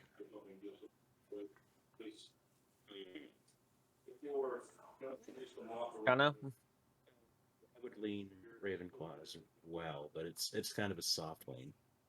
For the reasons you had mentioned. I think with the boldness of the character, there is a little more Gryffindor in there, in my opinion. I'm gonna probably say more Ravenclaw too. Okay. Well, there you go. Mm-hmm. Well, as far as the Chic Zelda split, I guess they're both Ravenclaw, so that was easier than we thought. Yep. There you go. I was wondering, yeah. She could be a complicated Maybe one a for the different sorting hat to character. deal with. It's like, one, didn't I just sort you? Wait, what the fuck? But also, your personality is a little bit different. Wait, what the fuck? How does the sorting hat deal with split personality disorder? Mm-hmm. I have something There for a you go. different I series I don't know. want to say. What series? We'll get Moon Knight in there. You know what series, Zantok. Oh, With yeah, with I another do. Okay. spit. Yeah, I know who you're talking about. Yes. There's a couple options actually in that series. That's a good point. Okay. But next character is yours, and a character from that series is not in Smash, so you gotta pick somebody else. No. Okay. Some of these I'm not 100% sure on even who they are, which is even worse. Okay. Ooh. I know, right? How about Ness? Ness. Okay. Oh, So Ness Earthbound. from Earthbound, whose journey begins when a meteorite crashes in his town and a magical fly from the future is like, there's a prophecy. You're a chosen... A what? A prophecy. Okay, I thought you misspoke at first. So. No, you're a chosen child. You and 3 others are the only hope the world has. And then Ness's childhood bully is just like, yeah, I don't want to do that. Why he thinks he was one of them, I don't fucking know. But so Ness goes on a And journey kills just the after child. learning about this prophecy. And he fights a lot of weird shit, saves people, stops some bad guys from being bad. Mm-hmm. Hufflepuff? I don't feel like he's... Because I of mean, the power of friendship. maybe Gryffindor. Yep. But yeah, there's a lot of power of friendship kind of stuff there between like the 8 melodies. Sorry, the Your Sanctuary. I feel like he's just like very much power of heart. What? Again, we already did Sora. Stop it.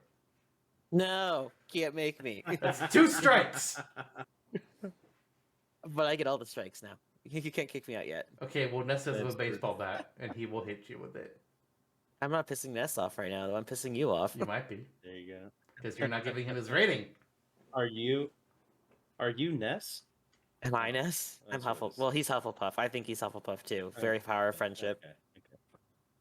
Okay. Jonno? I agree. Okay. I agree. Easy. All right Easy. then. Once you get into it. Mm-hmm. Moving on. Let's go with Donkey Kong. Oh, brother. So Donkey Kong, depending on how you look at him, Donkey Kong could be the characters from the original arcade games, or he didn't appear until the original Donkey Kong Country. My view of the character has always been, this is Donkey Kong from Donkey Kong Country. And that the one from the old arcade games is his grandfather, Cranky Kong. Who is his father? Well, unfortunately, Donkey Kong Jr. has not been seen in many years. Not counting Mario Kart Tour. But as far as this incarnation of Donkey Kong is concerned, he is a bit of a lazy layabout. And he only really went out to go do shit when his bananas got stolen. And then he gets kidnapped. And then I think he gets kidnapped again. And there's a bunch of weird side games about shit that I don't know about. And then the animals all get hypnotized, so he goes out to help the animals. And then Vikings attack. Hufflepuff? Because he wants his bananas back. He doesn't go out to fight the Kremlings to fight the Kremlings. He wants his bananas back. And then Country Returns is like, all the animals have gone crazy, and also I'm pretty sure his banana got stolen and returned as well. So I just feel like he's Hufflepuff. He's just a big old peaceful dude until you steal his bananas, and then he's coming for you. Sure. Yeah, and when you take into context the excellent Fox Kids television show for Donkey Kong Country as well, and you take into mind like his hit song, "You Make Love Like a Golden Banana," what's that could be interpreted context. What I think he was talking about symbolic love. Like Okay, let's continue. Okay. Okay. Oh, you want more disambiguation? Okay, so No. Continue with it was the kinda like a slow verdict. jam. Uh, All right, let's get off the gold. God. Let's, He's- Jono, get off the golden banana. Get off of it. I know you're enjoying this too much, but get Listener off wants to of it. cancel. Listeners are ready to cancel this show now. We're canceling. Listener Probably wants more to than get ever. through more characters in the time that we have left. Yeah. Sure. I mean, okay, that's fair. I mean, I think Azurta would feel the same way. Hufflepuff. Okay. Looks like we all agree then. Yeah, he's not Ravenclaw. He's not Slytherin. It's a lot. I know that there's the tempt of like the big burly like has the power of the Gryffindor side, but like the motive side behind of it, yeah, definitely Hufflepuff. Okay. Mm-hmm. Jonno, who's the next character we're going to talk about? Oh yeah, I get to choose. How about Ken? Ken from Street Fighter, the American whatever Yeah, the that fuck one. his title is. Okay, Ryu's rival. They both studied together. Ryu probably studied a little bit harder, but they're both very capable fighters. Ken,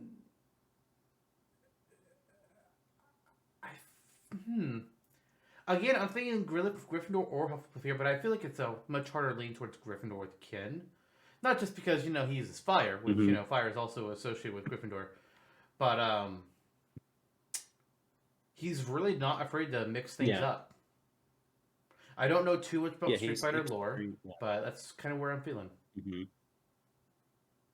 Yeah, I mean, in the Street Fighter lore, which is as convoluted as you would expect it would be for Street Fighter lore, Ken and Ryu, I mean, for all purposes, they're the ambivalent, rather benevolent characters. They're the flagship fighters. They're who everyone comes to see, and they want to have a good time, and then defeat the Shadowloo organization that is somehow a part of this tournament for some reason that would take too long to explain.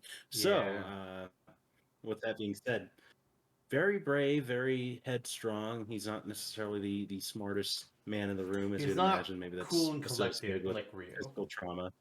Mm. Yeah, I mean, he is definitely a hothead, especially his counterpart, Violent Ken. Yeah, I would say Gryffindor. Curb? Yeah, I'm gonna have to say Gryffindor too, probably. All right. Mm-hmm. Well then, Be an easier one. Curb, There I you believe go. the next pick is yours. I believe it is. I don't think we've touched any from this area of like the main side because we've hit some of like their sidekick or like side character situation, but I think what we're gonna do is we need another villain in the mix. And I'm gonna say Bowser. Okay. Bowser, King of the Koopas, ruler of Darkland, or whatever the fuck his realm is called from one game to another. He wants to kidnap the princess. Sometimes he wants to marry the princess. He wants to take control of the Mushroom Kingdom. Sometimes he wants to create an entire new galaxy. I feel like you can't get much more ambitious than that. Slytherin? Sometimes he just wants to have a child with an unknown mother and pretend that the mother's Princess Peach. Yep. Or at least So let his kid think could have that it's been some Peach. sort of- They give him more reason to kidnap Right. Peach. Right, like some sort of a yeah, interesting. Well, there's like a cool hot tub that he's in. It's pretty neat. Bowser Jr. could have also been the product of like genetic engineering. Slytherin. Also, Curb, he's not joking about the hot tub. The final boss of Sunshine, you fight Bowser, and that's pretty much inside of a gigantic bathtub. Oh, that's Yeah, I'm wild. not kidding. That's the thing. As for me, I feel like it's time for another DLC character from Ultimate, because we only done one of them. No, I didn't say it again. Oh, I thought you did I know say. you guys. No, I didn't. Oh. It's happened again. I mean, not like it's going to be anything different. I was going to joke that he's a Hufflepuff because he looks like he gives great hugs, but no, he's definitely a Slytherin. Probably very warm. Hey, the spikes are on his back, not his front. He can hug like this. Okay. All right. It's true. Sure. I know you're not used to hugs, Zantok, but it's Nope. okay. I'm definitely not. Nope. Okay, so next character. Let's talk about everybody's favorite bear and bird, Banjo and Kazooie. So yeah, this is an interesting one because as far as this is concerned, much like the Ice Cream, we get to rate them together as a pair, unlike Zelda and Chic. But the interesting is, I feel like if they were separated out, they'd be in different houses. Oh yeah, I Because agree. I feel like Kazooie is a Slytherin. Kazooie is So all am I. about wanting either money or some other form of payment for helping people out, where Banjo is just like, you need help? Okay.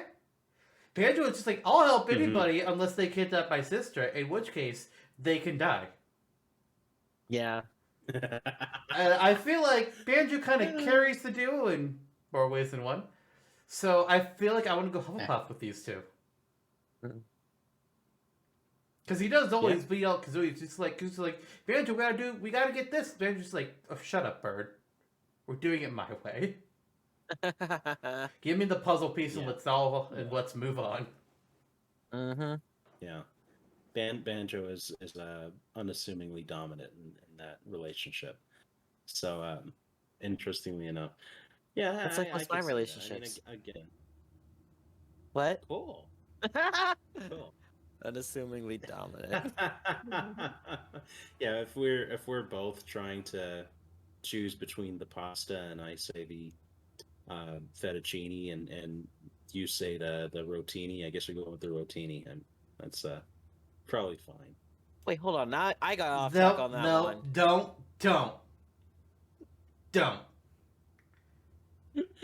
We all agree Hufflepuff? Or is there more discussion on this character and not that? Right, I'm not going to give in to his I imposter don't ways think so. as a Hufflepuff. Okay. Yeah, I don't think so. I mean, Banjo, again, brave, but not. He's not braving for yeah. brave. He's braving for my sister, and also helping out a lot of people along the way. Yeah, and when you're first playing Banjo-Kazooie, he's extremely befuddled, and then Bottles the Mole shows up, and he's like, "You should actually go do this." He's like, "Oh, okay." Okay. So, yeah, let's say that. Okay. And then let's say Jonno, pick another character. Pick another character, huh? How about another bear and bird? Oh, sorry, dog and bird. Duck Hunt. Duck Hunt. Okay. How the fuck do we rate Duck Hunt? So we have a dog who helps out his master, the hunter, with duck hunting. And then we have the duck, who's one of the ducks that they're hunting. And the only thing that they're known for is the ducks fly away and the dog laughs at you and you fuck up. Gonna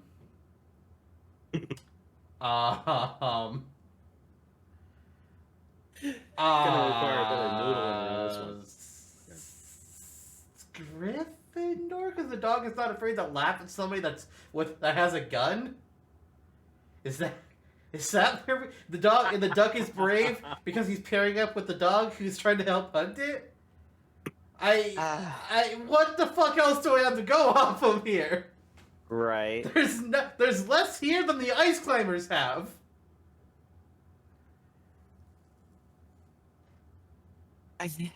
Very much less.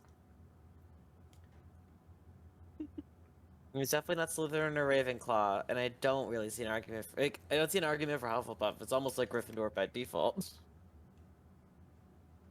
Yeah, because the dog is not anyone's friend the way that it laughs at people anyway, and the duck is food. I feel like you could angle a Slytherin argument. I just don't know what the argument would be. Other than, oh, he laughs Basically, at me. The dog's an asshole. That's it. Yeah. Was laser cut into our nightmares in the early '80s. That's about it. My gosh. Did either of you Okay, guys fine, ever yeah, see anything with? Did you guys ever do anything with the indie horror duck hunt game? No. That's a thing. Oh That is a dear. thing. Oh, buddy. I don't know what that is. We'll have to talk about it sometime. That's a Okay. different conversation. Yeah, I Okay. think it is. Another on-topic episode. Indie Oh, horror dear. I'm learning indie horror tends to be a little bit more of my wheelhouse. I'm learning. Yeah, like Well, Sonic.exe. And... We all have a thing. How FNAF started, all the different like RPG horror maker games, lots of fun ones like that. But I'm getting off topic. Well, let's I get don't- back on topic by having you pick another character, Curb. Okay, I'm feeling like I don't have enough Pokemon in my life. Fair enough. Yeah, you could always use more Pokemon. So I'd like to say we should talk about Lucario. Lucario. Okay. Master of Aura. Depending on what Lucario you kind of look at, I mean, they're typically all very calm, very cool. They're very meditative. If a monk, if like a Shaolin monk was a Pokemon, it'd be a Lucario. Or a Mian Shao, I guess. But probably Lucario. Very strong at combat, especially hand to hand, and being able to use like its aura and shit. Huh. Not Slytherin. I don't feel Ravenclaw. I feel like Gryffindor Hufflepuff seems to be a lot of the hat stalls today, which I find very interesting. I would not have really thought about that ahead of time. Not too surprised. Huh. Huh. My initial thought That's was Gryffindor, but I'm not entirely certain now. Right? I was kind of thinking Gryffindor right off the bat too. There's been a few notable Lucarios throughout the Pokemon worlds. In the Lucario movie, there was one that belonged to Sir Aaron, who Ash went back in time to meet, which, what the fuck? Oh my gosh. I don't remember too much about it other than, it just like, it was listening to Aaron's orders. It fought on his behalf, and it cared about Aaron very deeply. In fact, its spirit pretty much lived on for centuries after Aaron's death. There's one that's owned by Riley in the Sinnoh games. Cynthia, I think, has one. Farina has one in Gen 6. And one of them actually decides to leave her and join you, which is a thing. Yes. The more I really think about it, the more I'm kind of leaning Hufflepuff, mainly because the one that followed Sir Aaron just had like that intense loyalty to him. Like I feel like there's part of me that thinks Gryffindor, but I feel like he's too calm and collected for the typical Gryffindor. Like for the most part, there isn't a brash bone in Lucario's body. Very meditative. Yeah. I could see that. Okay. If we're thinking Shaolin, are we thinking Lucario's more like an Omi, or a Kimiko, or Clay, or Raimundo? Probably a Clay, if any of them. Yeah, I could see that. Man, that was a show. Then they made a weird boy. version of it later. Oh god. That never really turns out well when they try to reboot something like that. Like Jackie Chan Adventures, for instance. Hmm. Or Teen Titans Go. Oh my gosh. Yeah. Yeah. But anyways, what do you guys think? Oh. I don't have any clue at this.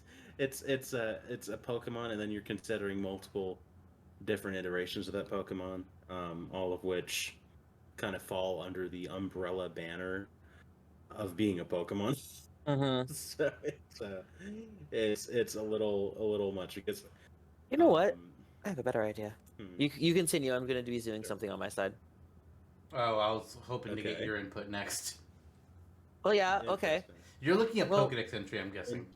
Yes, I am looking at Pokedex entries. I was thinking of doing that as well, but I kind of have all my screens taken up by managing this shit. Well, then I'll take care of it then. Please Okay. do. Let's go with our earliest ones for Brilliant Diamond, Shining Pearl, and Legends of Arceus to see what's going on. It has the ability to sense the aura of all things. It understands human speech. But which... So what does that mean for all the other Pokemon who don't understand human speech? I'm sorry, what? It's kind of Give like me a how your second. dog understands human speech, but doesn't. But what about all the other Pokemon? What about the other dogs? Now I'm confused. Well, it's like you teach your dog how to sit, or fetch, or stay. You teach your Pikachu how to use Thunderbolt. But that means the Pikachu understands human speech. Do they? Do their Maybe. Pokedex entries say they can? That's what I'm wondering. Why is it being called out so specifically in the Because Lucario Pokedex one? is bullshit. I wanted to do it. Oh Fine, no, okay. that's fair. I mean, do it. Okay. I'm just saying, like, the Pokedex is bullshit. We all know this. By catching the aura emanating from others, it can read their thoughts and movements.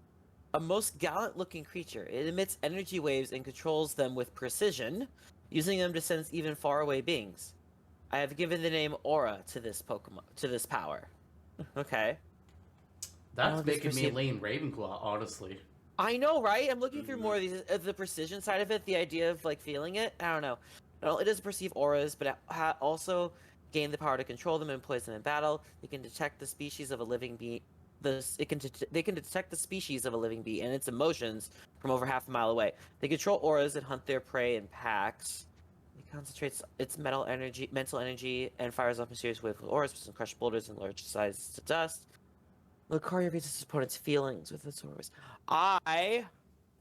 Okay, Lucario reads its opponent's feelings with its aura waves. It finds out things it would rather not know, so it gets stressed out easily. That one's a different one. I think I'm a Lucario now. I find out things I would rather not know, and I get stressed pretty easily. No. Honestly, the aura thing, how I'm reading it and looking at it a lot is also controlling with the idea of thoughts and emotions a lot. That emotion part of it that's drawing in there, I think that's giving some good weight to the Hufflepuff thing. Like, it's kind of the difference between, like, how you would see, like, a Primeape versus a Lucario, where the Primeape is absolutely battling. Yeah. Lucario is definitely getting kind of that Hufflepuff hero situation where, like, they're the strong, loyal one that would be fighting with that. And I think with a They lot of stand this, up like, to protect. right, and this aura is specifically not so much about the intellect of the thoughts, but like the idea of it and the emotions part. So I think there's a lot of way for Lucario leaning more towards Hufflepuff, actually. The way we're reading through this, kind of. Okay. Jonno, what do you think about that? Wow. Okay. No, I'm sad we didn't bring up I Jigglypuff's agree. entries. I mean, she was still gonna be just don't bring she was up- still gonna be Slytherin. Sorry, continue. Yeah, absolutely. No, you both made the fairest argument. I think that's our lane here. Not where I would have thought originally. I would have thought Ravenclaw as well for the reasons that we covered in the Pokedex entry. It's a very ultimately it has this not shrewd but analytical nature to its psychic ability. Although that's more innate ability that all Lucario have. That doesn't necessarily entirely define the character. Aura being just something they wanted to really drive home as an ability in that generation of Pokemon, so it was harped upon. So no, I'm with you. I'm with you on this one. Lucario Hufflepuff. all right. Who knew? That is not what I was expecting to Lucario, get in my house. Yoshi, Ah, you got some Banjo, good ones, though. Kazooie. Yeah. Which is it? Yeah. Yep. Let's see here. Who's next? How about Wario? Wario. Yeah. He's greedy as fuck. He wants that money. Everything about him is centered around getting money through some scheme or whatever else. It's his primary ambition is greed. He screws people over and convinces them to create video games for him, which then he does not pay them for, and he takes all the profits. Wario is the CEO of the Mario universe. He's a Slytherin. It's an easy Yeah, one. He's a Slytherin. Absolutely. I'm noticing He a is. trend where we have any big hat stalls. Zantok's like, we're not getting stuck on another one. I'm gonna pick someone that we can just say and move on so we can get through the list. Every once in a while, you want something that's easy, and also we had less Slytherins than anything else. So I wanted Fair to point. bump them Yeah, up a little. Fair play, yeah. Okay, I do believe it's my turn. It is. Let's go with Snake. Solid Snake. Ooh. A character that I can't really speak too much of their background about, other than saying like they're a clone of a military dude, and they're a military dude, and they're very good at it, and that's really all I can explain about Snake. Jonno, you need to explain about Snake. Excuse me, Did sorry. you know that his real name is David? Anyway, Solid Snake is a spy. He is a soldier, reconnaissance operation soldier, working with the mercenary guild Foxhound. That is, he is the clone of Big Boss or Naked Snake, who was Not a actually hero naked, disclaimer. in the Right, not I figured actually as much, naked. yeah. in some occasions. Who was a hero? That of the said, Cold War. Solid Snake is actually solid. Liquid Snake Yeah, is not a he liquid. is- Right. No, I knew as much. He's not. He's not. He is the perfect clone. He's not actually the. It's funny. Solid as Snake is the perfect clone of Big Boss and looks nothing like him. He Hmm. looks like Steven Seagal. But Solid Snake looks exactly like Big Boss. And again, he's in the high tech special ops Foxhound and was tutored by Big Boss to become a special operations soldier for this U.S. mercenary guild, and that's just the beginning. There's essentially contemporary Clone Wars, That's Star Wars. bio weapons. That's Resident Evil. Yeah. General Grievous appears. There's Wait, hold on. Snake and going into other people's bodies. It's pretty interesting. Oh, and there's like these dinosaur things called Metal Gears, giant Metal Gear robots. Solid, right? robots. Yep. I had a and moment of like, you I want think the- I stopped believing him and for a second. I'm like, wait, hold on. Some of it was bullshit. General Grievous was bullshit. Don't worry. I The rest know. of it, I can neither confirm or deny because Metal Gear is probably Metal Gear is the series in Smash that I know the least about. Mhm. Yeah. So it's difficult to say. He's a special ops soldier who was cloned from another special ops soldier who was very celebrated for his role in the Cold War. Getting to the grit of it. And it is a very convoluted series. Where would you put him and why? Where would I put him and why? Not Hufflepuff. He's not a friendly guy. He's very shrewd and calculating, which would infer a Ravenclaw lean. Especially because he is a mercenary, yes, but he is a tactical soldier. Everything that he does is usually, unless forced against the wall, preconceived. So with that notion, I think that he would be a Ravenclaw. That's kind of where I was thinking initially. I wasn't sure if maybe there would be like a Slytherin lean at all, partly because of influence from Big Boss, but also just because you're a clone of somebody doesn't mean you're gonna have the same personality traits. Oh yeah, Big Boss was a toxic MF. He would be a Slytherin. Yeah. Again, great character, not necessarily the best guy. Right. Curb, what do you think? I definitely think Ravenclaw. It's definitely more so on the side of keeping to himself the shrewd side, because like he's a powerful dude, but so much of his mechanics in the games is the hiding. I mean, there's this point of the box that he hides in sometimes. It's not specifically just going in guns blazing; it's the tactical approach. So I think Ravenclaw's very yes, I think Ravenclaw's very strong for him. All right, Ravenclaw it is. Yep. He's also known as the man who makes the impossible possible. There are so many characters that have the descriptor. The legendary hero and there's Iroquois even more? Pliskin. Mm-hmm. Okay, yes. Curb, pick Yes. another one for us. Okay.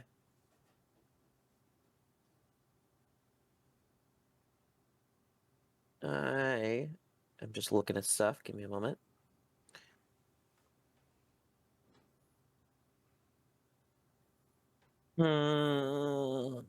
How about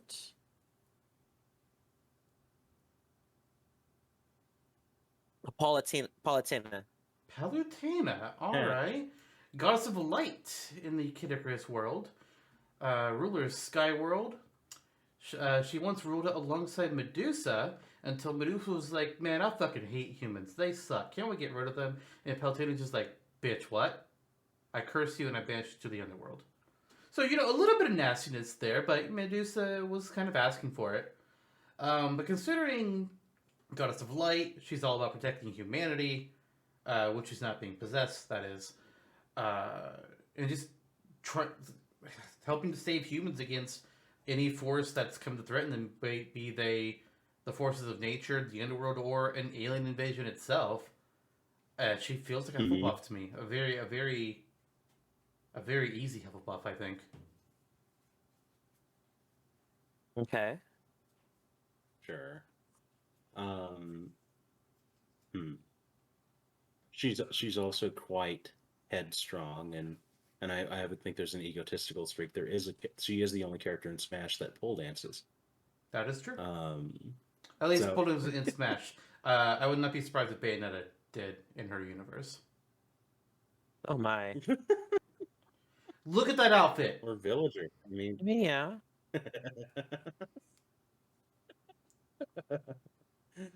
It's hard. Okay. I don't know. I was almost thinking Gryffindor myself, but. Curb, what do you think about Palutena?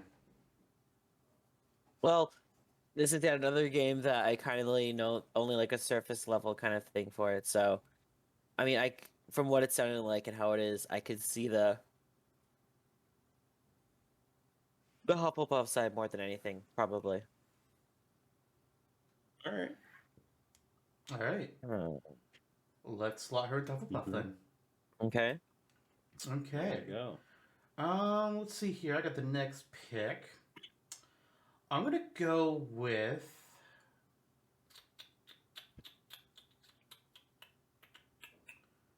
Kind of want to discuss you, but I'm really not sure where you would be. Huh. Uh-oh. Let's instead talk about them possibly another time. You know what? Let's go Mario. Right up to Mario. Let's finally get to actual Mario himself here, who we have not somehow done. I just didn't want to start out with him because it seemed a little too obvious. So Mario, hero of the Mushroom Kingdom, formerly, depending on what source material you look at, formerly of Brooklyn. He was. I'm not really sure what he would have been back then, but he's had many different jobs. Before he was the hero of the Mario Brothers, he was a carpenter first. And then, he's done plumbing, he's done construction work, he's been a doctor, he's been a referee. He's been so many different things. But the core of Mario is when the Mushroom Kingdom is in trouble, when Peach cries for help, Mario is on his way. Going through whatever worlds he needs to, punching out whatever turtles get in his way, destroying public property. Mario is just he is a little bit lacking in personality, to be honest. But I feel like what is there is very much Gryffindor material. He is everyone's hero. I know he's mine.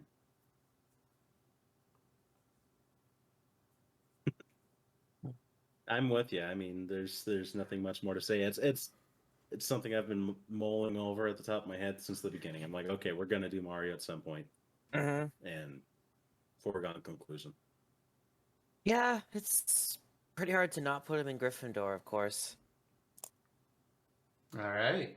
I mean, I think there could have been an argument for possibly Hufflepuff. Again, there's so many of these top line heroes that could be Gryffindor or Hufflepuff. Just however you look at him, but he feels If definitely you're- more on the Gryffindor side of it to me. If you're on the right, if you're on a certain side of YouTube, Mario's very much a Slytherin. Is this the Mario commits genocide part of YouTube? This is the game theory part of YouTube. Oh no, I don't look at game theory because most of their shit is bullshit. It's connecting the most like tiniest bits of nonsense. It's like the meme where they have like the conspiracy theory boards. Come on. Yeah. All right. Okay, so Jonno, next pick is yours. Who are you going with? Mithra. Mithra. Okay. One half of the duo Pyra and Mithra, two entities that share the same body, but different personalities, different capabilities. Xenoblade is a thing, Curb. Okay. Xenoblade is a thing. It's trust me, it's a thing. Fun games though. In Xenoblade 3, I am looking forward to you. Oh, yeah. boy. Yeah. But okay, so Mithra, at least other two personalities, Mithra is definitely the more hot-headed, the more aggressive. She does not take challenges lightly. She also is not very socially apt and is known to piss people off. She's got more power than she knows what to do with. She is a Gryffindor through and through. She has like elements of her where she's trying to be a Hufflepuff. She's just really, really bad at it. Okay. Yeah, I mean, look at how Pyra approached Toro when he was talking about blushy crushy versus how Mithra would. Yeah. Look at like the two of them. The two of them approach pretty much everything just vastly differently, which makes sense because Xenoblade spoilers here. Although I guess we already said that they share the same body, but if you know them from Smash, you already kind of know that. But Mithra created Pyra as her own alternate personality, partly because she was ashamed of her own power and she was scared of herself.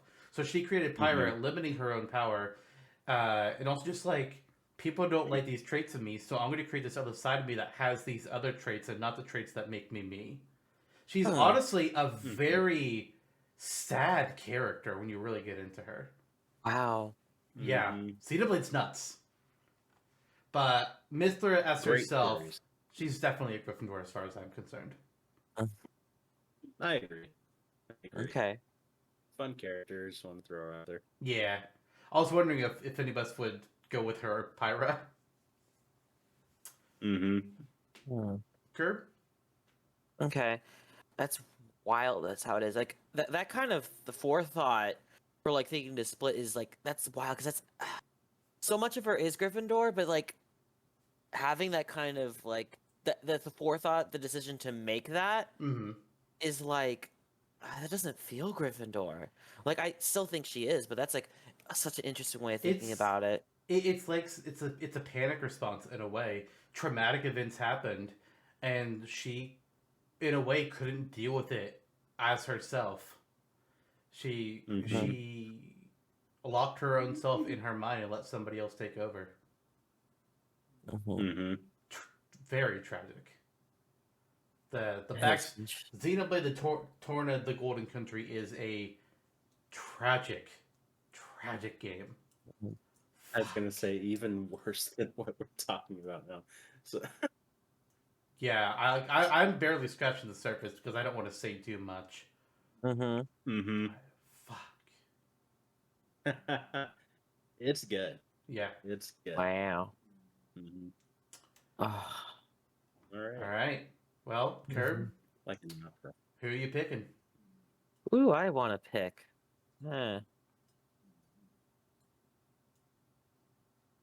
trying to see if there's like certain like series that we haven't really hit on yet, but there's a lot of like one-offs too that we haven't done. Yeah, unless there's something I'm missing, I think we're just missing one-offs or like third parties that have multiple characters, like Final Fantasy and Castlevania. Yeah, I agree with that. I don't know if I want to dig into that just yet. fair.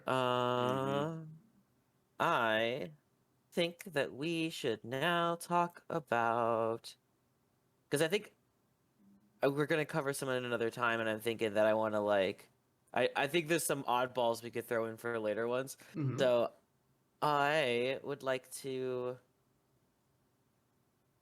let's bring up. We've only done one of the many Fire Emblem characters. How about we do Roy? Roy, okay. Okay. Of all the Fire Emblem characters you could have picked, I know the least about Roy. I did not mean for that to happen. His game never released in America. Oh, that would do it. Yeah, Oops. fuck. But his prequel game did, but guess who's not born yet in his prequel game? Roy. Oh, he appears in the epilogue. Well, he's yeah, totally- as a baby. Oh, he's totally a Slytherin Yep. baby in that epilogue. You know, no, I don't know. I mean, I don't fucking know. Is he Jonno? You probably know more about Roy than I do. All I really know is his dad is Elliewood, the Marquis of Ferray or Ferrai or Yep. Las To Vegas the Marquis.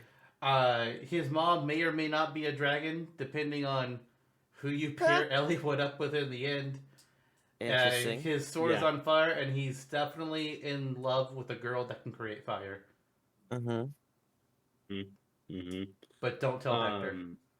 Yeah, there's a heat between them. Oh, Hector doesn't matter if he knows or not. A little bit into that game.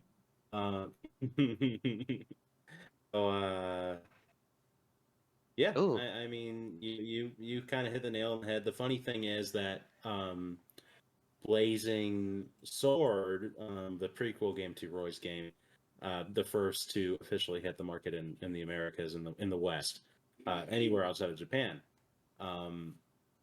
came out after Binding Blade, Roy's game. So some of the prequel elements where you're talking about, oh yeah, his mom may or may not be a dragon, may or may not be this, in the proper title, his mother is Unmentioned Woman. Yep. Because there was no forethought into the and then the prequel just kind of gave Elliewood a few options on what there is. I it feels very think canon. most people tend to ship Elliewood and Ninian together. Mm-hmm. I don't know the reason. I have not played. I played a little bit of it. I haven't played enough to really know the story with Elliewood and Ninian. But I know most people tend to consider her his mother. Right. Absolutely. With that being said, he is a kind of an effect character, kind of a wet noodle per se. He falls under the structure of earlier Fire Emblem titles, where it's hard to gauge a personality from the character, because you're dealing with fairly base dialogue. Like if you go back into Shadow Dragon, for instance, with Marth, you're realizing that you're dealing with a script that was written by a major company for the Nintendo Entertainment System. So it's it kind of, they didn't shed extremely all of that limiting. just yet. Although, yeah, they did on the Super Famicom with the genealogy and Thracia. It was just kind of a different beast, still higher, a home console, I guess. So it was a larger experience. They paired it back. Roy is largely seen as rather blank. What he does have is an eagerness. He's very headstrong and wanting to save humanity, as it goes in Fire Emblem time and again. So I think he would fit into Gryffindor pretty squarely. He is, again, he's just kind of dumb and overly headstrong. He's extremely weak and is compensated by his sword, much like the Elder Wand. Just kidding. Okay. There we go. Okay. Okay. I pretty much. Oh no. Go ahead. I pretty much agree with what you're Yeah. saying with Roy. Another fun thing of note is that Smash Bros. Melee released with Roy in it before Roy's game released anywhere. So technically speaking, Roy's game of origin is Smash Bros. Melee. Which is Technically. wild. Yeah. Yeah. It's not a. It's a practice that unfortunately Smash continues to use with Fire Emblem characters. or at the very least they repeated it one Corrin, time with Corrin. Violet. Well, I mean, three houses Mhm. was released, and Corrin's game Fire Emblem Fates was released in Japan, but not yet in America, which Mhm. I was not a fan of them doing that personally. But the only other thing I really like to say about Roy is that really the only bit I know on Roy's personality comes from the old Awkward Zombie comics. Love them, great shit. Oh boy. Roy in Awkward Zombie is portrayed as a bit of goof, big time goof. And when they had the plot line of characters coming into Brawl and Roy not being part of the cast anymore, he, if you're familiar with Waluigi trying to get into the Smash House in the Wooden Plank Studios comics, that's essentially Roy's storyline in an Awkward Zombie. Mhm. He's a goofy little idiot and he's very hot-headed as well. So I definitely. Even just like Fire Emblem Default as the main lord, I was kind of leaning Gryffindor. Okay. But if I want to consider it awkward zombie canon, which I kind of do, it's even more Gryffindor. Okay. Yeah. Yeah, I pulled up the Fire Emblem wiki to read more on Roy while y'all were talking and stuff for the Gryffindor side of things. That's what's rough because there's like a good part of this chunk that's really leaning towards him being a pretty Hufflepuff too. Really? Like, All here's right. the deal. This is me reading the wiki, not knowing about the game side, but here's a full-on paragraph that I'm going to read Go that for it. I think would really settle for it. He is committed to protecting those in need and fighting for his ideals, even if this means fighting against old allies. Yet he demonstrates empathy, understanding that sacrificing people to prevail is a hollow victory. When his knights try to keep him away from the front lines, Roy refuses to, stating that the only way he can understand people and fight for them is to experience their hardships. Valuing friendship and family greatly, mirroring Elwood, Roy does not particularly care about the social status of others, viewing Wolt, in particular, as a brother and not a vassal. That is Ooh. pretty solid, actually. Yeah, I mean, he definitely has a lot of the other stuff about it. I found it. I went to the personality stuff. He has other stuff like he's very collected and formal as a result of his aristocratic background and being obliged to the role of general. However, despite acting confident in front of his army, inwardly he often doubts his competence as a leader and soldier. In private, he's known to be more relaxed and even somewhat clumsy. He is known to dance with 2 left feet. A competent leader and warrior, Roy is an upstanding, thoughtful, and idealistic young man. While he would prefer to avoid bloodshed, he maintains a strong resolve to see peace return to Elibe? Elib. Yep. Look, I can't say crap because I haven't played the games. No, we're just You guys confirming for you to leave. Elibe, right. Well, I mean in general for like how he is and how the Fire Emblem stuff is. Mhm. But like reading a lot of that stuff, I'm like, I see very strong Hufflepuff in a lot of this. So Okay. it's a tough call. Because I see the Gryffindor argument too. So it's like that. I'm listening to you guys say Gryffindor. I'm reading this and it feels Hufflepuff. It's like this is a decent hat stall. That's. I mean, to be fair, my only real knowledge of Roy is again from a webcomic that just smashes characters into it and gives them personalities. And Roy kind of doesn't. They don't really have much to build off of for him. That's funny. Jonno, I'm more interested in knowing your thoughts on what Kirby just said there. Sure. I mean, in those respects, he has kind of a hot streak similar to other Fire Emblem lords in those respects. Like Ike or Alm or Leaf, where irrespective of class, he leads a band of misfits, or more specifically, more like Eliwood. It's just that Eliwood's more composed. He's more used to noble procedure. He is a more knowledgeable character as far as he's more street smart essentially than Roy, who enters knighthood earlier than Eliwood did, and is vastly inexperienced and is known for being a little dense and going into the front lines and being inexperienced with social cues as they traditionally stand. So it's a interesting argument, and I could see what you're saying there. So there's it's funny. Like every single asshole has come down to. So many of the heroes are between those two a lot. Mm-hmm. Mm-hmm. Ah, that's weird. But I don't know. I might be having the Hufflepuff lean now too. If you're having the Hufflepuff Just in lean, those respects. I was as well hearing all that. Like, just hear like that's a lot more convincing to me than just knowing base details of a character from a game that never made it to America. So I can only have like impressions from others, but hearing like the wiki straight up saying these things of him and his story, like how he acts, I feel like that's much more conclusive evidence that he should be a Hufflepuff and not a Gryffindor. Sure. Okay. All right. Okay. Okay. Next one for me. So we've done a lot of Zelda characters. We've done Zelda, Chic, and Ganondorf already, but we haven't done any of the Links. I was kind of trying to avoid them. And there's 3 of them. Yep. And I feel like, even though we've already done so much of the Zelda, I feel like we need to do at least one of the Links tonight. It just feels weird not to. Mm-hmm. And I'm going to say, let's go with Young Link. Young Link. Young Link, more commonly portrayed as the Link from Ocarina of Time and from Majora's Mask, and also kind of a composite with other Links when he is young, but not always when he's young, because that's also Toon Link. It's a little complicated. Yep. So Zelda games are not quite my forte either, but from what I understand of them, Link is always the chosen hero.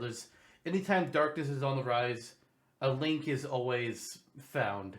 How people don't pick up on their Links when they have very distinct appearances typically, I don't know. Maybe the people are all just wishing, oh God, please don't let my son be the pottery breaker. Please not him. And then of course he's the pottery breaker. But Young Link, I feel like most Links, if not all Links, are either Gryffindor or Hufflepuff. Whether or not all of them are Hatstalls or not, who knows. But I kind of want to lean towards Gryffindor on this particular version of Link. There's not really strong reasoning for me, but the Link that we see in Ocarina of Time and Majora's Mask, at least compared to, in my opinion, Wind Waker and Breath of the Wild, I feel like he's more on the Gryffindor side of things.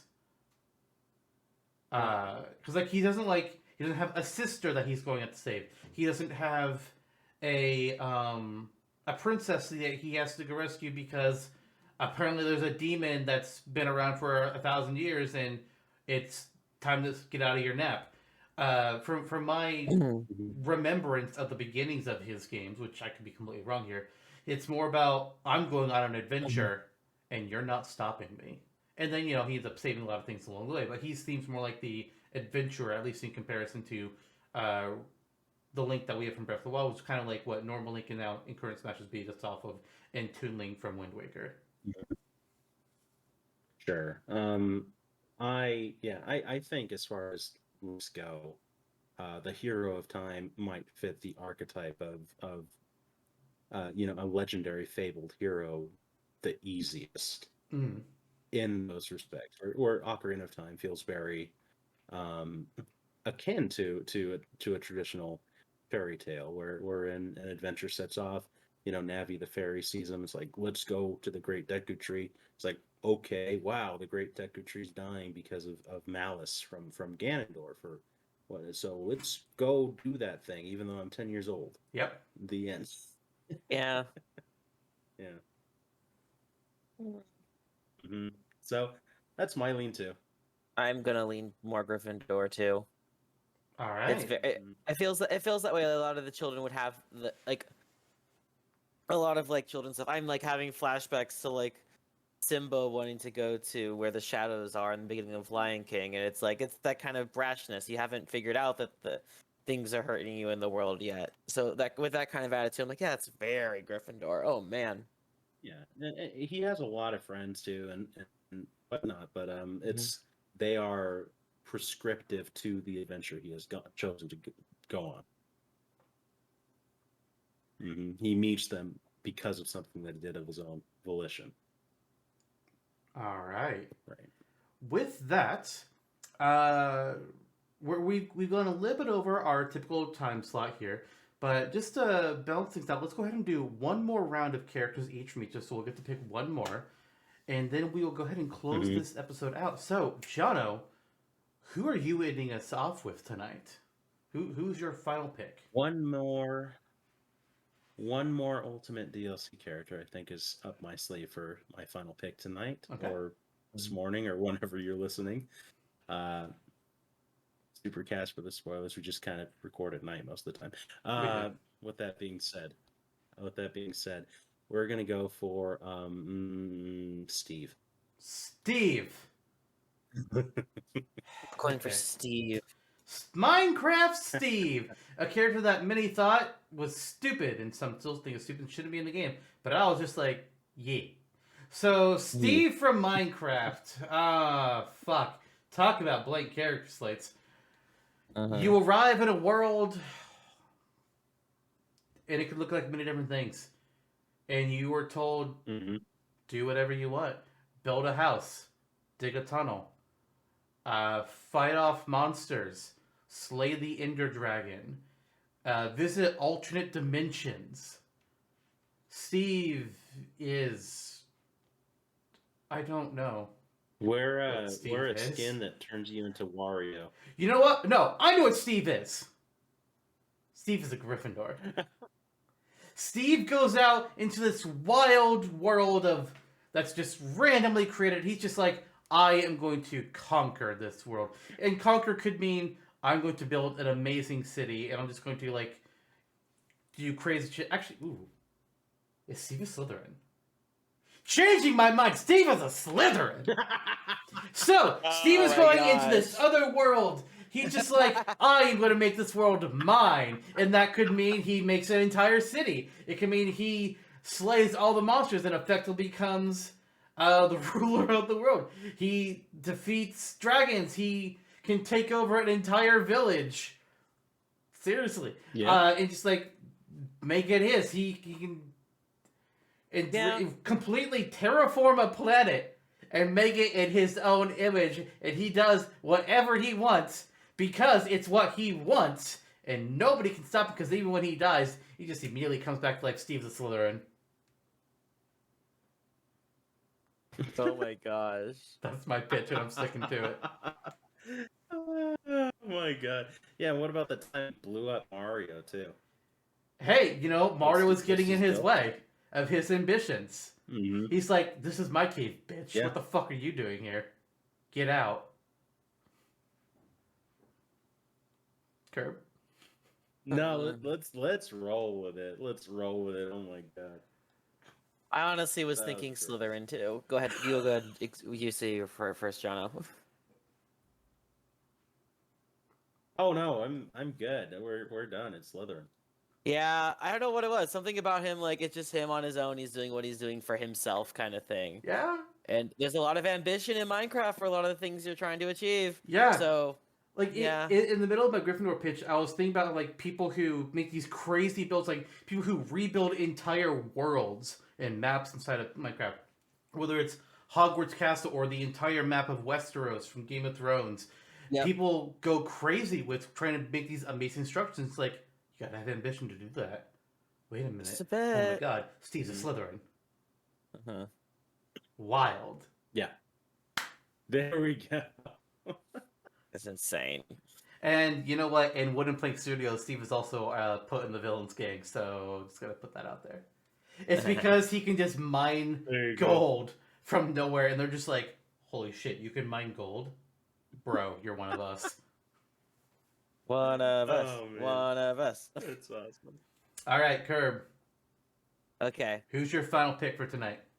My final pick is going to be... Squirtle. Squirtle. Okay. I was considering doing one of the 3 Pokemon Trainer Pokemon, so this is great, because I don't have to now. Awesome. There you go. I was actually thinking of doing Ivysaur, though. So Squirtle... Squirtle's a very friendly Pokemon. He's very happy. He's joyful. You see him with smiles. In the anime, Ash's Squirtle, first of all, never evolves. But instead, he's part of a gang of mischievous squirrels. He's the gang leader, actually. And then, after they reform, he joins Ash, and the other Squirtles all become part of like a firefighting team. Which, I mean, I guess, kids show, whatever. A gang of Squirtles is cooler, but fine. Squirtle. My initial first thought was Hufflepuff. And I think there is still some Hufflepuff in a Squirtle, both like genetically Squirtles and then Ash's Squirtle. Because even after he leaves his gang, like he becomes a very loyal companion to Ash and is a great fighter for him. I don't really. There's a twinge of Slytherin. There's some Gryffindor in there, partly because being a gang leader and whatnot. But I think I'm leaning Hufflepuff, but it could really go in multiple directions. What do you think? It's a very rough one. It's hard to. I do agree with you that I'm not sure on that. That's why I was kind of wondering about putting some of that in there with it, but it's like I don't know. It's like I think of the one where it's like, yeah, that one, like that one Squirtle with his little Squirtle Squad sunglasses, and like that radiates so much of Gryffindor and Slytherin energy, and it is very tough because that is very leader, very much. I'm the one getting the attention situation. You're right. And Hufflepuff for getting everything together.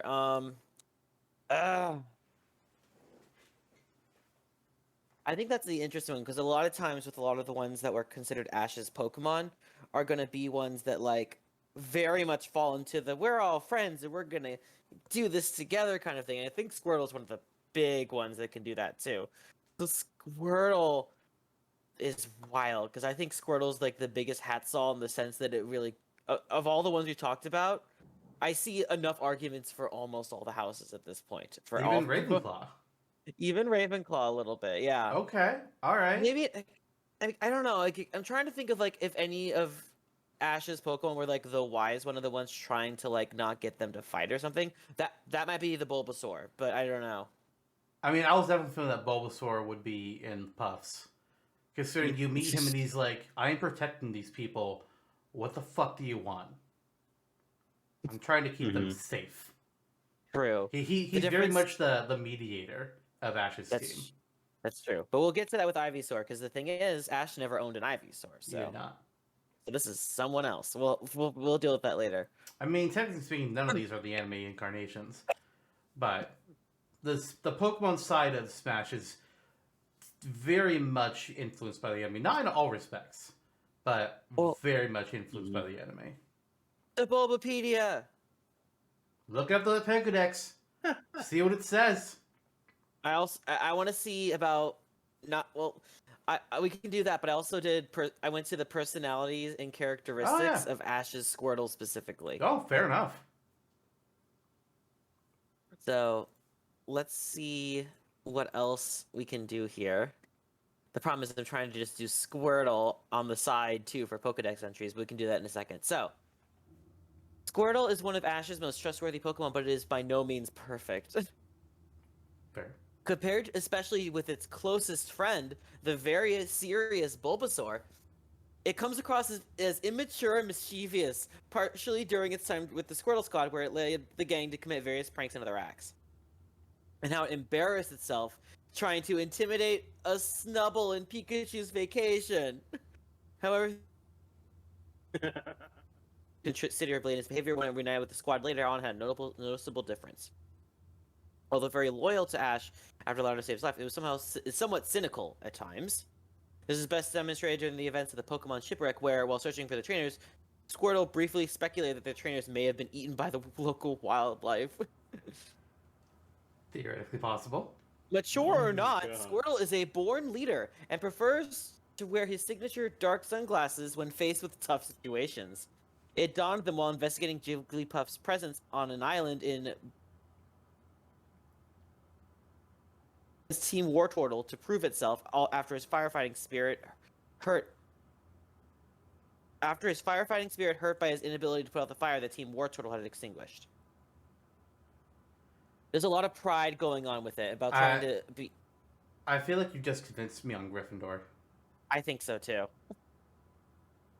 Let's do it. Okay. I think so. Squirtle's a Gryffindor. All right. Time for the final character now. I'm ending us off here. I'm going with a personal favorite character of mine, both to play as in Smash and also outside of Smash. Nobody Mhm. believed that this character could have ever actually been in the game, and when Uh-huh. they arrived, the internet broke. Oh. I know which one this is. Yeah. Yes, it is Piranha Plant. No, it is not Piranha Plant. It is Cloud Motherfucking Strife from Oh. Final Fantasy VII. Oops, I clicked Sephiroth instead. Okay, you're right, Cloud. You were close. I was You're so close. But no, I'm talking about Cloud Mhm. here. So I don't think either of you two are as knowledgeable on Final Fantasy as I am. But Cloud is an interesting case because Cloud is very spoilers. But Cloud starts off the game. You meet him, and he is a former member of Soldier, which is a elite military force under the Shinra Company. But however, by this time at the beginning of the game, he has obviously left Shinra for whatever reasons, and he's now working as a mercenary, helping out an environmental activist group, we'll put it that way, destroy some energy reactors because they are killing the planet. So it probably sounds like Cloud is a Gryffindor, right? I mean that makes sense to me. He's going on for this fight. He's a mercenary. He's a military man, but I'm not arguing Gryffindor for Cloud today. I am arguing Hufflepuff. Cloud is, as I said, a very complicated character. There is a lot to him that you don't see in the beginning of the game. But one of the things that you do learn about early on is that when he was young, he had a childhood friend named Tifa, and he told her that he was going to go join Soldier and become a great warrior, much like the legendary Sephiroth. And Tifa asked him to make a promise that whenever she was in danger, he would come rescue her. She wanted to live the fantasy of being saved by her knight in shining armor, and Cloud agreed. And then when they later had their reunion, she was like, "You remember your promise, right?" He's like, "Yes." Oh no. And while he was not initially wanting to do what was being asked of him, he was like, "I made a promise." Fuck. When you were saying that, I thought you meant for a second that he forgot he made the Well, promise. you have a dialogue I choice, and you can remember. choose whether or not he remembers. So Oh that's my why I kind of said it that way. God. That said, in Final Fantasy VII remake, there is no dialogue choice. He just does actually remember. But even going beyond that in the story, Cloud, while he acts very cut off and emotionally distant, he cares a lot more than he lets on. He kind of has like that tough guy. Well, I have an image of. I can't let them know that I'm secretly a big softie. He's a tsundere. I have to. He's a I have to look stern. Hey. Not to a strong degree, because Cloud also does again. He has his very much complications in his life. Right. But exactly. he has a lot of care to him. He will go through a lot to help the people that he cares about. Whether that means joining up to bomb a reactor with them, or going on a very interesting mission in the slums to rescue somebody who is a crime lord is currently interacting with them. And I don't want to say too much on that because I'm trying to get Kirby to go through the game at some point. I don't want that to spoil. That's a good point. So yeah, I'm trying to be careful here. But while he initially does want to join Soldier to be a hero, that is a large part of his motivation. Playing through the game, you see a lot more of his softer side. You know, it is harder to spot, and I just feel he's got a good mix of both. But I feel like he's in Hufflepuff land. Hufflepuff land. Dang. Hufflepuff. Man, Curb's getting all the coolest. I cards. know. That's what's wild. There's a lot of them I wouldn't have expected. I'm very used. Because I don't think he's he doesn't scream Ravenclaw and he doesn't scream Slytherin. No, not at all. I mean, that's the thing, because he's so withheld and stuff. He doesn't scream the others either, but he leans more towards the hero side of Gryffindor, Hufflepuff again. The same hero split we keep seeing through all of these. Yeah. It's a lot of times the question of why are they a hero? True. He is a It- hero for very, very personal reasons. Yeah. So, I think he's Hufflepuff. Yeah. not what I would have expected going into it. You look at Me either. Cloud, and I was he's just in thinking about it Gryffindor roughly despite about half an hour ago, because there was a couple times where I was considering picking up Cloud. It's like, what? I don't know what I would argue Cloud. Shit, I can't pick him if I don't know. Mhm. And then Exactly. I kind of came up with it along the way. Nice. Yeah, I'm for it. I mean, again, you have this "I fight for my friends" mentality. A lot of betrayal has come through Cloud's life that structures his character, Yeah. and solidifies the intensity through which he feels his bond with his teammates who are alive. So, Mhm. okay. All right. Yeah. With we go. that, we did not get through all the characters, but we didn't really think we would. We got through a third of them, though, so that's didn't think great. so. We got through It is. 30 out Well, of 90 yeah. characters, which is amazing. So we'll probably have to find another time, sometime in the future, probably Mhm. next season, to have you back on so we can continue this and do like a Harry Potter or Hogwarts House episode part 2. Yeah. If I haven't been canceled yet, Part sure. 2, yeah. I mean, if we haven't been canceled yet, Maybe that's even the a real part question. 3. Holy cow. Also fair, yeah. Yeah. But Yeah. that's going to be the ends for today. Next time on the Super Cast Brothers podcast, Smashtopia, welcome back. Last time around, we did a whole bunch of Pokemon, Pokeballs, but this time it's back to a character, and it's one that's a little kooky, a little crazy, maybe sometimes a little bit cranky. But we'll get into that when we get into it. See you all next time, and thanks for coming back, Curb. Thank you for having me That again. was fun. That was fun.